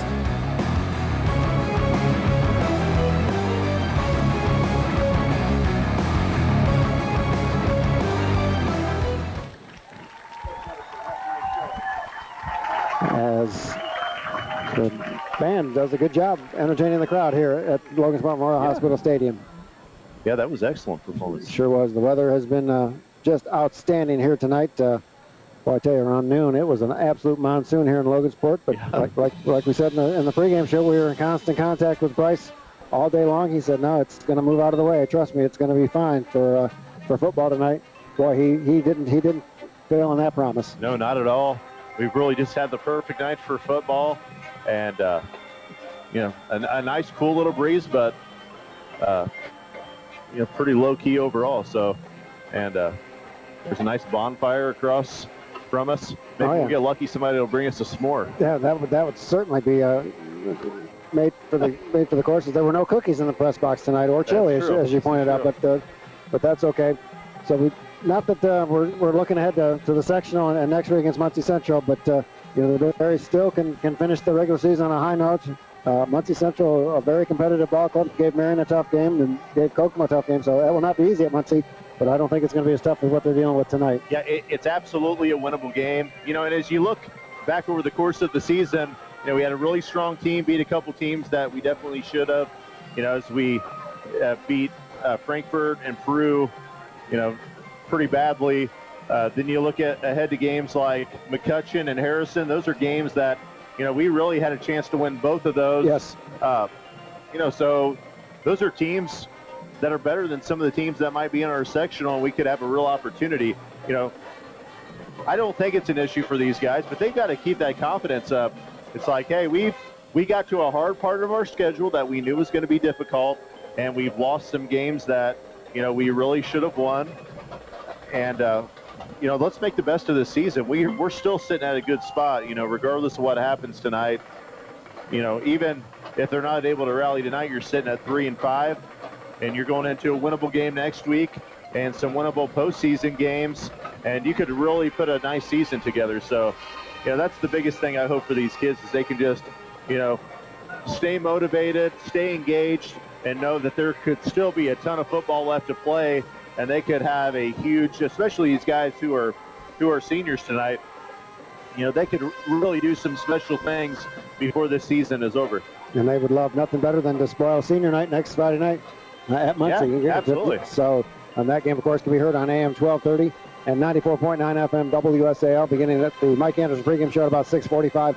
Kickoff set for 7 o'clock. And I just wish there was a way maybe we could get that game moved to the field house at Muncie Central. I don't think that's going to happen, but boy, it's good to see. From what I've been told, they're going to try and get that thing restored after the tornado damage. Yeah, looks like they approved the money, and I don't know how quickly all that's going to happen, but if we're lucky, maybe. Are we going to Muncie? No, we're at home this year. We went to Muncie South. We went to the junior high or something Muncie last South. year. Yeah, Muncie South last year. So hopefully in time, by the time the next trip to Muncie Central, they'll be at the field house. Yeah. What a magnificent place to see a basketball game. Yeah, it is. We're very fortunate to get to go to some of the coolest high school gymnasiums in the world. That's not even an exaggeration. Yeah, absolutely right.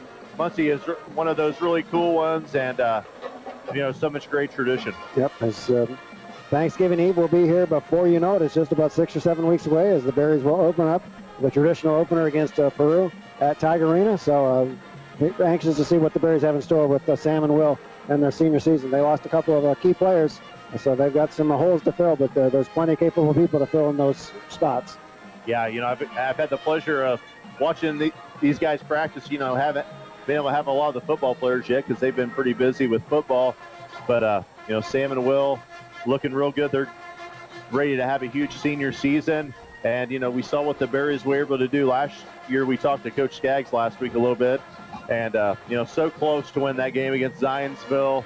And, once again, Zionsville's going to be incredibly tough. There's some other teams that might be tough. Marion is going to be, extremely tough in that North Central Conference. Probably, in my opinion, the favorite along with the Berries for that conference championship. But should be a fun season. A lot of good teams, a lot of good games. And we're expecting big things from the Berries. Yep, no question about it. Here it is halftime on senior night at Logansport Memorial Hospital Stadium. Lafayette Jeff on top of Logansport 41-0. We'll step aside for break. Still much more to come here on the Logansport Memorial Sports Medicine halftime show. Once again, our halftime score, Lafayette Jeff 41 and the Berries nothing. There's more to come live from Logansport. We're building better health and stronger student athletes with the Logansport Memorial Sports Medicine Program. We're here for your home team, offering services to help get student athletes back in the game and keep them there. All delivered by our team of experts that include orthopedic surgeons, physical therapists, and a foot and ankle specialist. To learn more about our services for your student athletes, visit logansportmemorial.org/sportsmedicine.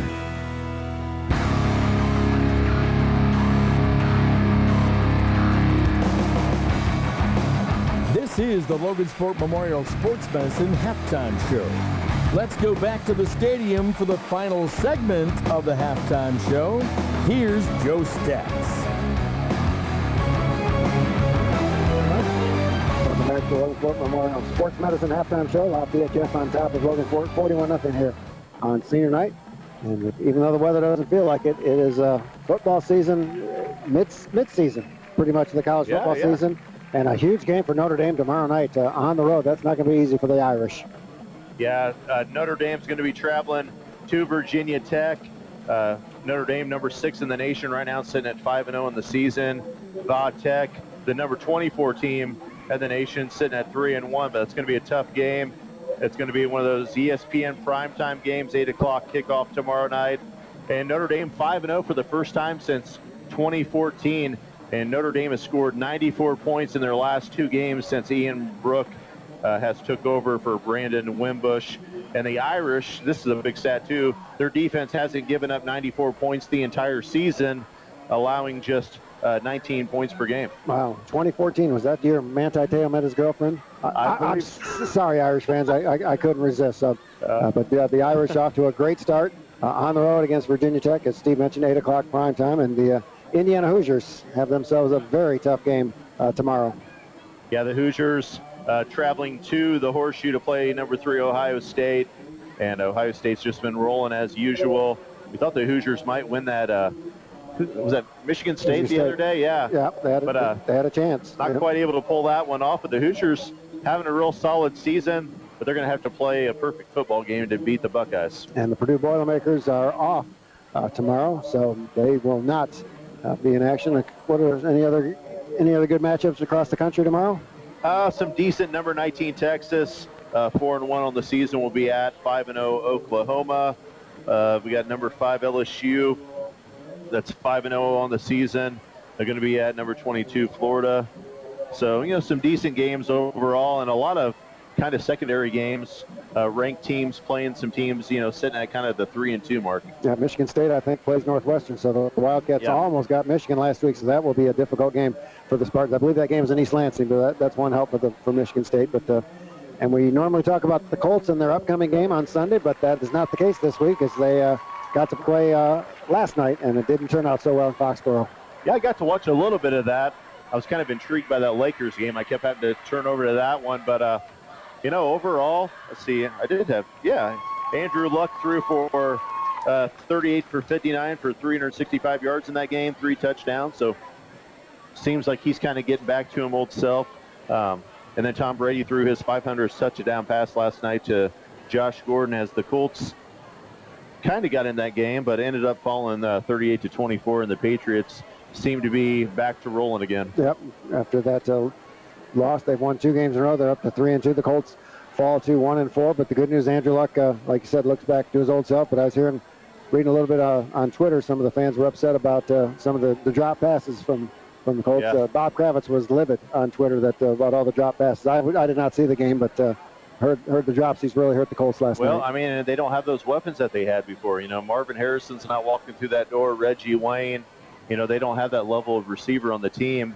So, those guys are going to have to step up. And, the big thing, they just got to protect Andrew. I watched him, I think it was week 1 of the season, and he takes off down the field and lowering his shoulder, and I'm like, oh, Andrew, learn from Peyton Manning here. That's Do right. a nice little baseball slide and live to fight another down. So, so that's a look ahead at the weekend of football here in the state of Indiana and across the country. We still have another half to go here on senior night at Logansport Memorial Hospital Stadium. It is Lafayette Jeff 41 and Logansport nothing. We will step aside for one final break. When we return, we will have our second half. There's more to come live from Logansport. We're building better health and stronger student athletes with the Logansport Memorial Sports Medicine Program. We're here for your home team, partnering with local schools to provide on-site athletic training and direct access to care from our team of orthopedic surgeons, physical therapists, and a foot and ankle specialist who know just what it takes to get student athletes back in the game and keep them there. To learn more about our on-site athletic training services, visit logansportmemorial.org/sportsmedicine. Hello, this is Ed Schroeder, Republican candidate for Cass County Sheriff. The temperatures are getting cooler, but it's hot on Friday night when the Berries are on the field. Coach Johnson has the team focusing on one game at a time while eyeing the prize of a deep run into this year's postseason tournament. The Berries continue to give it all they have on the field to make this a successful season for Logansport. Join me in cheering for all of our student athletes as they compete on the field and in the classroom. This message is paid for by the committee to elect Ed Schroeder, Sheriff. That's the halftime show, presented by Logansport Memorial Sports Medicine. The second half of Berries football is next. Now back to Joe Stetz and Steve Isaacs on your home for Berries football, WSAL Logansport. All right, Alan James, thank you very much. Both teams have returned from the locker room, out on the field getting last-minute instructions for the half. The bad news for the Berries, Lafayette Jeff won the opening coin toss. They deferred, so they will get the ball to start this second half. But the Berries did a much better job in those final 6 minutes or so acquitting themselves as they held Lafayette Jeff off the scoreboard. The Berries put together their only sustained drive of the night to come up just short on a 39-yard field goal attempt from Juan Perez. So we'll see. And the quarterback for Lafayette Jeff, Maximus Grimes, came out about 6 or 7 minutes ago to get loosened up. So he didn't throw enough in that first half, so he's ready to go. Yeah, he is. He's some player. I don't follow college football or the recruiting too far, but you would think there's maybe even a small school to be looking at him. He is quite the quarterback. Yeah, just a sophomore, 6'2", 195 pounds. I didn't even look at that part. Yep, just a sophomore. So man, so you expect him probably to grow a couple more inches and fill up, put some more muscle on him. So yeah, don't be surprised to hear that name, Maximus Grimes, on a Saturday afternoon at a stadium near you, because he's the real deal. Best quarterback we've seen by far this season. I can't imagine that kid in 7-on-7 league. Yep, gotta be tough. So the Berries will have the ball, or will be on defense first. Juan Perez, first time we'll see him attempt a kickoff tonight, as he did try a 39-yard field goal in the late stages of that first half, come up just short, as Logansport went for the field goal on 4th down and 4. I think it was a good call by the coach to try and put some points on the board to give them a little bit of momentum, but they did play much better those last 6 minutes of the first half. Hopefully that can carry over to the second half against this very, very talented Lafayette Jeff team. Yeah, if nothing else, maybe give them some confidence and be like, hey, we can move the ball on these guys. Yep. So Lafayette Jeff taking an inordinate amount of time. The scoreboard clock has been on 12 for a long time, so here they come. Already reset it once and put a couple more minutes on it. And Muncie Central got on the board, but McCutcheon's still on top, 14-6. And McCutcheon, as you mentioned, scored those points before ever touching the ball on offense. Just an amazing factoid from the state of Indiana here in high school football. Hard to believe the regular season is almost over. We're down to 1 week left next Friday night at Muncie Central, as the sectional draw is Sunday night. And Barry's been on the road the last 3 years. Would love to be able to host a sectional game. How great would that be? Yes, it would, because none of those teams in our section are anywhere close. So it's not like going to Peru or to Wabash. It's a long drive, no matter who you draw, unless you get a home game. So the Bears hopeful for that. So Juan Perez set to kick this one away. And what is one of the longer half times that we've had, is, as you mentioned, they reset the clock several times to try and get the ball clubs ready, but they are ready. And here's a short kick, fielded by one of the upbacks. Oh, man. He bobbles it, and now he'll bring it right up the middle, across the 30, breaks the tackle, and cannot get out of the way of a second tackle. Steven Stefani with a nice run. We've seen that a couple times. Yes, we have. I wonder if that ball might be a little bit wet. So out to the 32-yard line. That's where Lafayette Jeff will take over. First down and 10, 11 minutes and 50 seconds to go as we are just underway here in the second half. In case you missed it, Pioneer on top of Culver at the half, 36-0, as they scored 3 touchdowns on the first 3 plays from scrimmage. So here's Grimes. And the pass is caught by Johnson. Breaks the tackle across the 35. Out to about the 42, Bishop Johnson on that bubble screen. We do have a flag down. I think we've got an illegal block and a holding call on Lafayette Jeff. And Eli Wickersham, once again, seems like he's making every tackle. Yeah, he made 3 consecutive tackles on one series in that first half. Yeah. So, yeah, you're right. He's having a big night on senior night, is Eli Wickersham. I'm looking forward to, and that's one of the kids that we talked about at halftime that has a chance to have an expanded role on the basketball team this winter. Yeah, absolutely. He's got a deadly 3-point shot, and with all the focus on Sam Skaggs and Will Penny, there are going to be nights when the other guys are going to be left open, and Eli more than capable of knocking down that open shot. So the penalty moves the ball back to the 26-yard line, a 7-yard mark-off following the holding penalty. It will be first down and 17 for the Broncos. Grimes in the shotgun, finds Hogan on a swing pass to the left side, waits to set up his blockers. He is going to be hit by one man, can't get out of the way of the second tackle. Tackled right at the line of scrimmage. Fine play over there. And I'm just going to throw out the name Eli Wickersham because he seems to be on every play lately. But the good tackle that time as Hogan was in space in that left flat. But the Bears did a good job hemming him right at the line of scrimmage. No gain on the play. It will be second down and 17. Clock running, 11 minutes, 11 seconds to play, third quarter. Lafayette Jeff 41, Logansport nothing here on senior night at Logansport. Grimes back to pass, now sets up the bubble screen to Matthews, and he is going to be tackled immediately, and a big loss. Fine tackle over there by the Logansport. I tell you, they were eating us up with that in the first half, but maybe the Berries have made some adjustments, and we'll be able to stop that now. Yep, looks like Steve Mendez in on that stop. That was a well done by Mendez. Lost all the way back to the 20. It is now third down and a whole lot. 3rd and 23 for Lafayette Jeff. They need to get to the 43-yard line to get a first down. They have 3 receivers out to the right, 1 out to the left, with Stephen Hogan in the backfield with Maximus Grimes. The play clock is inside of 10 seconds. Grimes will get the ball snapped with 3 on the play clock. Now double move has got a receiver wide open. The ball is caught by Matthews. 40, 35, 30, 15, 10, 5, and a touchdown. 80-yard touchdown to Derek Matthews. And boy, oh boy, that hurts the Berries. Had something going defensively on that possession. Yeah, they really did. The Berries started taking away all of the short game, but once again, Jeff throws a bomb, and they're able to take it to the house for the touchdown. 80-yard touchdown pass to Derek Matthews. And that's unfortunately will send a couple more fans to the stands here at Logansport. And we saw Kokomo use that double move quite a bit last week, and some great success. And credit Lafayette Jeff, they obviously saw that on the game film because they've used a lot of double moves so far tonight. Yeah, they just have so much speed at the receivers. High snap, but the kick is up, and the kick is good. Man, did that go in? Yeah, I'm not sure how it did, but it did. And it took the referees a couple extra seconds just to make sure it went through, but it does. So Lafayette Jeff scores on their first possession of the second half to take a 48-0 lead. And that's really difficult, more so painful because it was 3rd and 23. Logansport was in a great position to get off the field defensively. Yeah, once again, Berry's defense, looked strong, bend and don't break, but then gave up the big play. And really that's been, the story of the season is yes, it really has. Up front, Berry's defense very tough, but if you're able to throw the ball down the field, that's one of the places that teams can get us, and that's where Jeff is so strong at.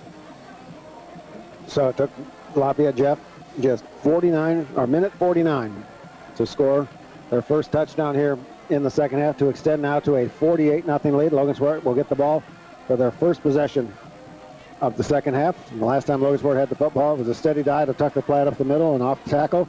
And he carried them all the way down into field goal range, so I would expect to see more of that here on this drive. The Berries, in the midst of a 3-game losing streak, and barring a miracle comeback, will have a 4th consecutive loss as they head to Muncie Central next Friday night. It'll be senior night for the Bearcats. We'll have that game for you here on AM 1230, FM 94.9 WSAL. The pregame show at 6:45 and the kickoff set for 7 o'clock. Lafayette Jeff will look to complete an undefeated conference record if they can hold on to this lead next Friday night at Indianapolis Tech. And based on what we've seen, it looks like that is more than a winnable game for Lafayette Jeff next Friday. Here's Jenkins, a short kick. He's going to take a bounce, fielded by Grimaldo at the 10. He's going to set up a return to the left. He's got some running room, and he's got the edge to the 30, to the 35. Makes one man miss across the 40. Brought down at about the 42-yard line. And that was all Oscar Grimaldo. It was. And there was multiple times there where Lafayette Jeff was getting ready to make the tackle, but he kept making a miss, and the best return we've seen all game. So Logansport with good starting field position at their own 42-yard line. The Berries did put together one solid drive late in that first half. Hopefully that will carry over here into the second half. As Garrett Barron is in at quarterback, Tucker Platt in at fullback. It looks like Eli Wickersham is in at the wingback position. The handoff to Platt. Platt across the 45 to the 47-yard line. 5-yard pickup. Tucker is doing a great job finishing those runs as he is punishing tacklers on his way to the ground. Yeah, Tucker had 49 yards in that first half, and really one of the only bright spots on offense. I think only giving forward progress to the 46, only giving 4 yards on that carry. So second down, still a solid gain for Tucker Platt and the Berries on first down. 2nd down and 6. Logansport has it at their own 46-yard line. And up again to Platt. He's brought down following a minimal gain. The official looks like they're going to spot it right about the 47-yard line for a 1-yard pickup. And like I said, to the 48-yard line for a 2-yard pickup.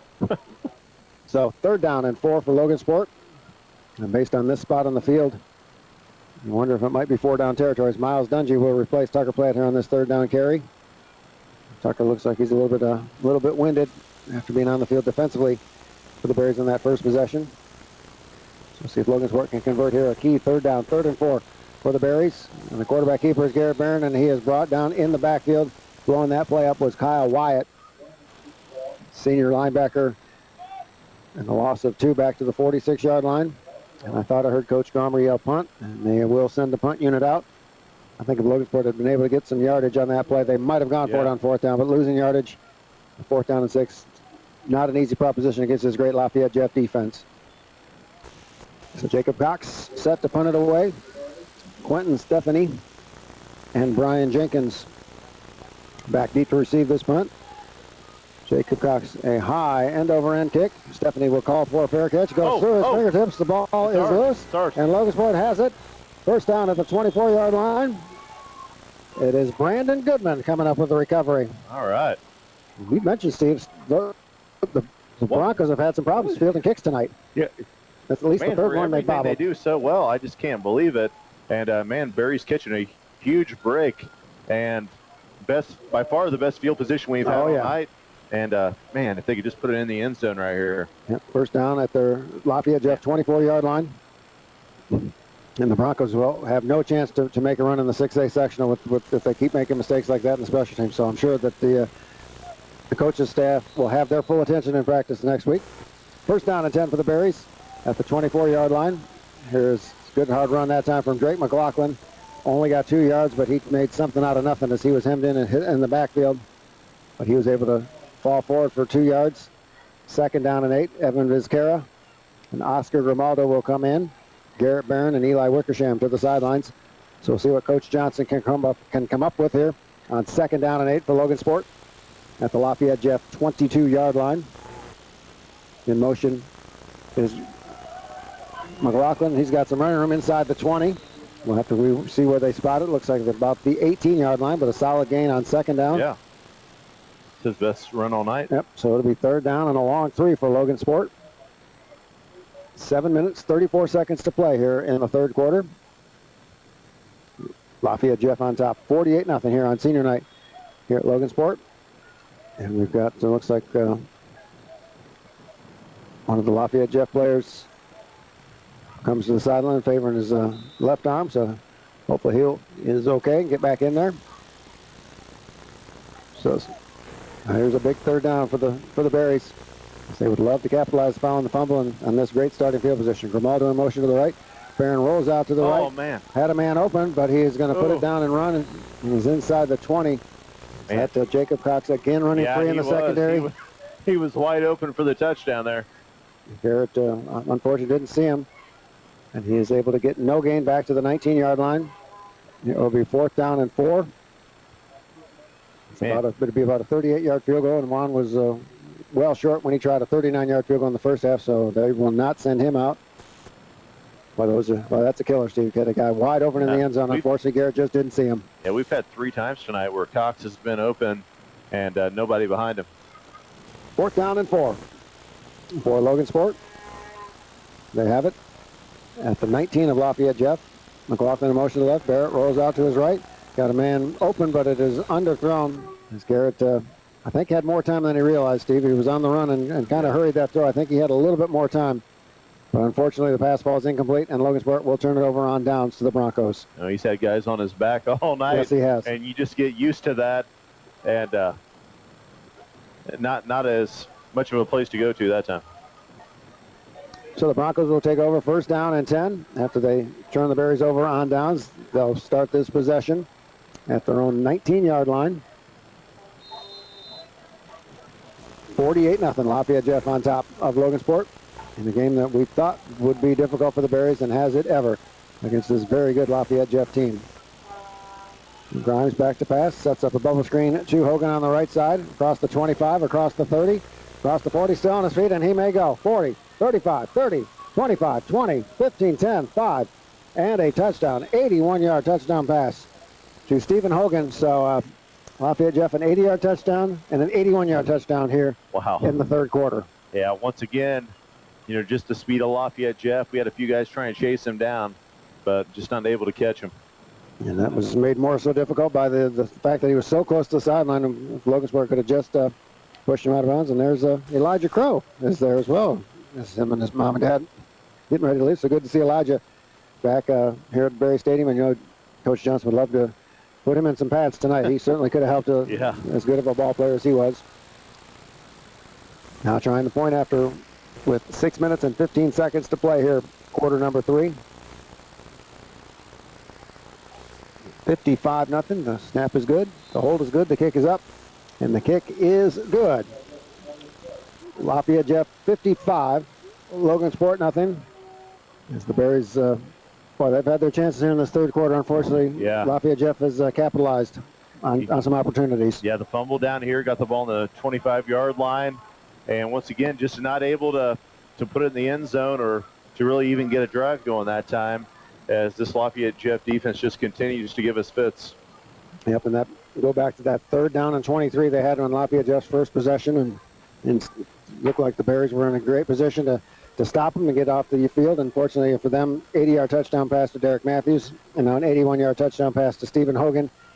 And it is 55-0 Lafayette Jeff, well on their way to their 7th consecutive victory, following that season opening loss to West Lafayette. Yeah, you just don't get a lot of chances, and when you do, you got to make the best of them, as they just don't make a lot of mistakes. And we've seen what West Lafayette has done in terms of the scores, but how good is that West Lafayette team in 3A to be able to beat Lafayette Jeff on opening night? Yeah. Now perhaps Lafayette Jeff has improved significantly since then, but I'm sure West Lafayette has as well. They're incredible too. And I'm sure some Lewis Cass fans will tell us all about how good West Lafayette is. Because so hopefully they can make a good run in 3. I'd love to see that. So Stephen Jenkins, nope, he's not going to kick off, as perhaps he hurt himself, because we saw him limping earlier in that half, and he was kicking the ball well into the back of the end zone. And now but his last couple kicks were shorter. Now he's not even out there at all, and we've not seen him featured in the passing game lately. So hopefully whatever is ailing him is not too significant. But Chase Cottrell will kick it off for the Broncos. Here's a squib kick. It's going to take a Lafayette Jeff bounce, fielded by O'Connor, and he fall on it right at the 22-yard line. So a pretty effective kick that time from Cottrell. And Logansport will start deep in their own territory, 1st down and 10. Yeah, we've seen O'Connor getting a little more time tonight, as I believe it was last week he got in garbage time and made some of the best runs of the game. So we'll see what the Berries can do here. 1st down and 10. As Garrett Barron gets the play call from Coach Johnson and heads out. 6:12 to go here in the 3rd. Lafayette Jeff with a couple of touchdowns here in this 3rd quarter to extend to a 55-0 lead. It looks like Miles Dungy is in at fullback on this possession for Logansport. Now counter handoff to McLaughlin. Or is that Wickersham, I believe. And out to about, but maybe back to the line of scrimmage, and that's it. No gain on that play. 2nd down and long for Logansport. And again, just have to credit Lafayette Jeff. That defensive line is really, really strong. Yeah, they're incredible. Now Evan Vizcarra gets the play call from Coach Johnson, hustles into the huddle. Still plenty of time on the play clock, down to 18 seconds. As Elijah Crow has not left the grounds just yet, talking to Josh Manford and James Burnell on his way out of the stadium, so sure they're happy to see their old teammate and friend. Now pitch to McLaughlin around the left side, across the 25, across the 30. Good hard run that time from Drake McLaughlin. They will give him forward progress just shy of the 31-yard line. And set up a very makeable 3rd down and 2 for Logansport. As we approach 5 minutes and 10 seconds play in the 3rd. The Broncos on top, 55-0. Student section getting into some Sweet Caroline. There you go. There's Garrett Barron, after his conference with Coach Johnson, will make the short walk to the huddles. Logansport's on the near hash. And here's a big 3rd down for Logansport. 3rd and a long 2 for the Berries. Looked like there was some mix-up in the backfield and a tackle for a loss for Miles Dungy. Looked like perhaps they weren't on the same page, unfortunately. A loss back to the 30-yard line. It will be 4th down. And the Berries will send their punt unit on once again. And just not able to get anything going at all. You know, a nice run here, nice run there, but not able to string it together enough good plays. Jacob Cox to punt it away, and Lafayette Jeff, I guess the coach has seen enough of them dropping the ball on returns, so they don't send anybody back. So Jake can just kick it away, and boy, he puts a strong leg into this one, and it will take a slight Logansport bounce on the turf. It will be fielded down at the 27-yard line by Oscar Romaldo, and that's where Lafayette Jeff will take over, first down and 10. So Jacob Cox, his strong punting had a couple off the side of his foot, but other than that, he has done a great job kicking the football away for the Berries. And given the Logan defense some pretty decent field position to start things off, but by this high-powered Lafayette Jeff offense, it doesn't matter where they seem to start the ball with the possession. And you hope at some point here they put the second string in and kind of slow it down a little bit. But for the moment, their starters remain out there: Maximus Grimes and Stephen Hogan, and Jenkins and Matthews and Johnson. So their full complement of starters still out there for the Broncos. Hand it off to Hogan, breaks a tackle across the 30, and holding on for dear life was one of the Berries, just grabbing onto his shirt. That was Jackson Crowd, just trying to hang on to prevent a big gain from Hogan. Yeah. And did hold him for getting a big gain, still a significant gain of 9 yards on that play. But it could have been a lot more if Jackson wasn't able to keep a hold of that jersey. Second down and 1 for Lafayette Jeff. The Broncos on top 55-0 with 3 minutes and 10 seconds to play here.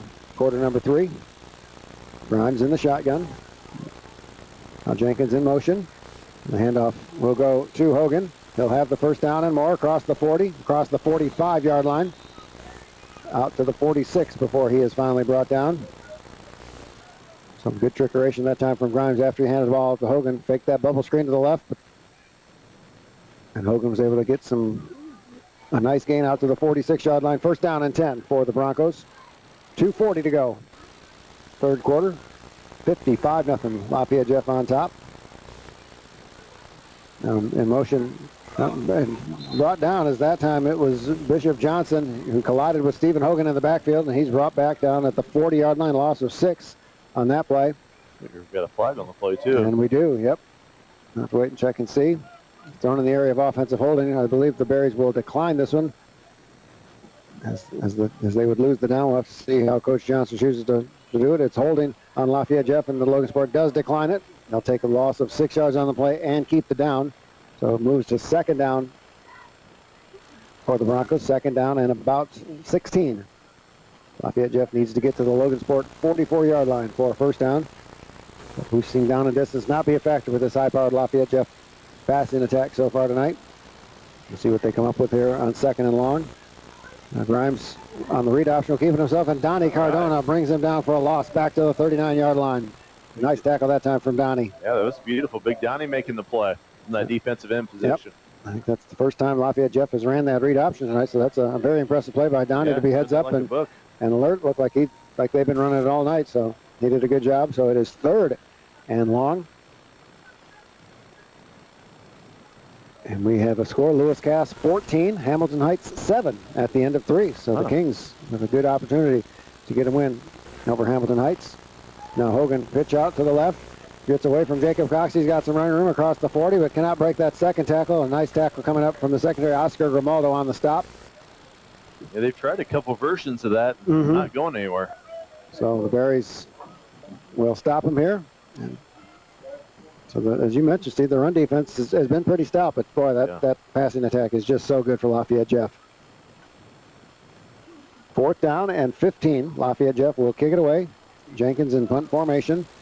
Grimaldo, a lone man deep. Logansport guarding against the fake kick, so Grimaldo will let it bounce, and it takes a good Lafayette Jeff bounce inside the 10-yard line all the way down to the 7. So that's quite a punt that time for Jenkins. 50 yards on that kick. So it's just been that kind of night for Lafayette Jeff. When the ball bounces for the Bears, it doesn't seem to go their way. When it hits the turf for Lafayette Jeff, it goes in their direction significantly. Yeah, we knew we were going to need some breaks tonight. Oh, yeah. Just haven't been able to get very many. 25.8 seconds to play here in the third. Lafayette Jeff with a pair of touchdowns in this third quarter. 80-yard touchdown pass to Derek Matthews. 81-yard touchdown pass to Stephen Hogan. And they lead 55-0. The Berries do not have to run a play. Here is this quarter, before this quarter comes to an end, and they will not. So they will let the remaining seconds of this third quarter run off, and we will move into quarter number 4. At the end of 3, it's Lafayette Jeff 55, Logansport nothing. There's more to come, live from Logansport.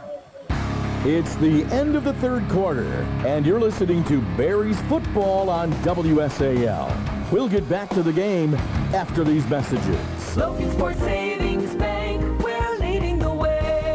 Hi, this is Joshua at Logansport Savings Bank, and we're leading the way in growing our community. With the right team, you can accomplish your desired goals. Bank with us and join our team in impacting our community. Contact us at 722-3855 or at logansportsavings.com. Good luck to all of our local athletes. Don't take chances on an old heating system. More people are turning to Wilkinson Heating and Cooling. They offer more, with systems as low as $125 a month. Easy to qualify financing. Second chance lifeline on qualifying equipment, plus a free furnace offer. You can trust Wilkinson Heating and Cooling in Logansport to take good care of you. WSAL coverage of Logansport Berries football continues as we are about to start the fourth quarter of the game. Here's Joe Stetz and Steve Isaacs. All right, Alan James, thank you very much. Welcome back to our Hospital Stadium on senior night on an absolutely fabulous night of weather. Most of the state patrons have remained here at the stadium, taking advantage of this nice weather. Even though it's going to be warm for the next few days, there's not going to be many more nights like this here in 2018, as winter will be here soon. Yeah, you got to love these fall nights. And Pioneer now up 58-0 on a Greg Rich 67-yard run. Wow. So Pioneer put in another whooping on Hoosier North Athletic Conference opponent. I don't think they've lost a conference game since they joined that conference. Yeah, that's pretty impressive. Yep, that's very impressive. So they would love to get back to Lucas Oil Stadium. Handoff to Tucker Platt. Breaks one tackle. Across the 10 to about the 11-yard line. A gain of 4 on that first down carry for Tucker. And it will be second down and 6. So the Berries, I think Coach Johnson's hardest job between now and next Friday night is to get that confidence level back. Now, it's going to be a 4-game losing streak against 4 quality opponents, and Muncie Central's no pushovers. That's not going to be an easy game next Friday night. So you just got to try and get these kids' confidence level back to where it was at the start of the season. Yeah, that's absolutely a winnable game next week. I totally agree. Second down and 6 for Logansport. Now the pitch to Grimaldo around the right side. He's got some running room across the 20, and he may go 30, 40, 45, midfield, inside the 40. It's a foot race to the goal line. 15, 10, 5, touchdown, Oscar Grimaldo. 89-yard touchdown run, and the fans that have stuck around on this gorgeous fall evening have something to celebrate. Yeah, that's a great thing about Grimaldo. At any point, he could break one loose for a touchdown, and a big play here to start this fourth quarter. So, Grimaldo, who was a touchdown machine at the start of the season, did not score a touchdown against Marion or against Kokomo, but he has one now, and the official is talking with Coach Platt. I'm not sure, and he had a flag in his hand. Keep that in your pocket. Yeah, I think maybe that was Coach Platt was telling him so quite a play by Oscar Grimaldo. And now on to try the extra point is Juan Perez with 10:14 to go here in the fourth. Lafayette Jeff 55 and Logansport 6. And we'll see if the Berries can convert this PAT. The kick is up, and the kick is good. All right. It is Lafayette Jeff 55 and Logansport 7 found the 89-yard touchdown run from Oscar Grimaldo and a successful point after touchdown from Juan Perez. And again, remind you, Oscar with that banged up left ankle, less than 100%, but he still was able to outrun Lafayette Jeff defenders into the end zone. Jacob Cox gives them some dap on the sidelines. That's good for the Berries. Gives them something to feel good about here late in this contest. We're checking the out-of-town scoreboard. The Boston Red Sox have now extended to a 5-0 lead over the Yankees in Game 1 of the ALDS. The Yankees batting, have a couple men on. and a couple of outs in the 4th inning. So an interesting series to be sure. I think that might be the first time those two teams have ever met in an ALDS. I know they've met in an ALCS and had that memorable one-game playoff back in '78 to end the regular season. But I don't know if those teams have ever met in the divisional round of the series. The Yankees advanced with a win over the Athletics of Oakland in the wild card game in the American League on Wednesday night. Yeah, biggest game probably in the state tonight. Warren Central leads Carmel 24-7 with 3:52 to go in the 3rd quarter. Wow. Yeah. So Carmel, I think, lost a week or so ago. So they against, I can't remember who they played, but I think they came up on the short end. And now it looks like barring a comeback, they'll fall to Warren Central as well. So Juan Perez set to put his foot into this one. Broncos have 3 return men to face this one. A low line drive kick takes a nice round bounce on this turf. Fielded by Johnson across the 25, across the 30, cuts it to the outside, it's to the edge, to the 40, to the 45, and he's hit down hard by Juan Perez. A big hit from Juan Perez. All right. He's pretty excited about it. Oscar Grimaldo jumps up and celebrates that. So Juan is a little disappointed with the soccer team losing in the sectional, so he took it out on that return man. A big hit from Perez. And Garrett Barron gives him some love as well. So that was a big tackle. But a good return for Lafayette, Jeff, and they have great starting field position. And in all of the excitement of the big hit, Steve Isaacs, we missed 2 flags sitting right in front of us. And it's a holding penalty on Lafayette, Jeff. So we were so excited about that big hit from Juan, we missed the penalty. Although in our defense, there have not been many flags tonight. That's true. These two teams have really played really well in terms of not committing penalties. And we've got another NCC score at the half. Richmond and Anderson tied at 20. Wow. So both those two teams, unfortunately for them, have struggled a little bit, but it's a very competitive game. So Lafayette, Jeff, will start this drive back at their own 25-yard line following the illegal block in the back. And Brady Preston, freshman quarterback, in for the first time. Hands off to the running back, and I believe that's number 22, Steve, that we talked about before we went on the air, that is not in the program, but you had him, Norton, was that his name? So yeah, he played in one varsity game and had like 44 yards. And I can see why, because that was a nice run that time from Norton. And Brandon Goodman, who was limping earlier and on the training table, now limps his way off the field. And you get the feeling perhaps his night might be over. He takes the helmet off. He's been in a great deal of pain. So they're going to need Goody next Friday night and in the sectional. He's a kid who's played big minutes for the Berries this season. Yes, he has done a very good job. 6 minutes, 10 seconds to go. 4th quarter. Lafayette, Jeff, 55. Logan Sport, 7. And Brady Preston, freshman backup quarterback, in. Hands the ball off to Norton. Norton hit right at the line of scrimmage and no gain on the play. And, that's not a whole lot to Norton, so you get the feeling maybe he's just a freshman, but his future is bright as Jacob Cox will hustle off the field. Hopefully get up before the ball snapped, and it does. Now keeping it himself is Preston on the read option, breaks the tackle, across the 35, breaks another tackle. He's knocked out of bounds close to the 40-yard line. And I thought we might be done with mosquitoes, but that looks like a mosquito came in through this open air here. So how about that? Now we got a flag on the play, or is we going to get a timeout? I'm not sure what's going on. I see look like I see a yellow flag on the Lafayette Jeff sideline. So maybe something happened after the play. I'm not sure what's going on.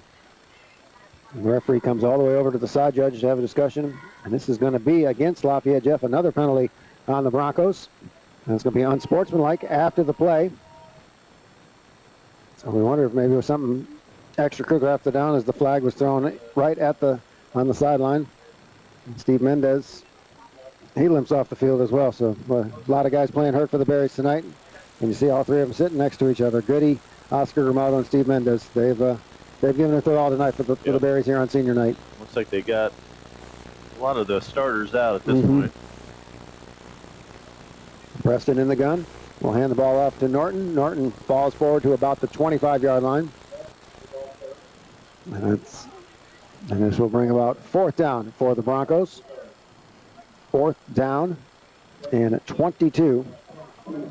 And Jenkins comes in, and Lafayette Jeff will send the punt unit out. As we were inside of 5 minutes ago here on senior night, as Oscar Grimaldo steps onto the field to return this punt. He's already got one touchdown on the ground. You know he'd love to put one on the board via special teams. Jenkins standing at about his own 16-yard line. Puts his foot into it.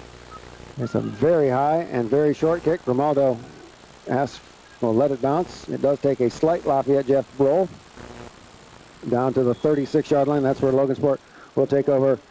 First down and 10.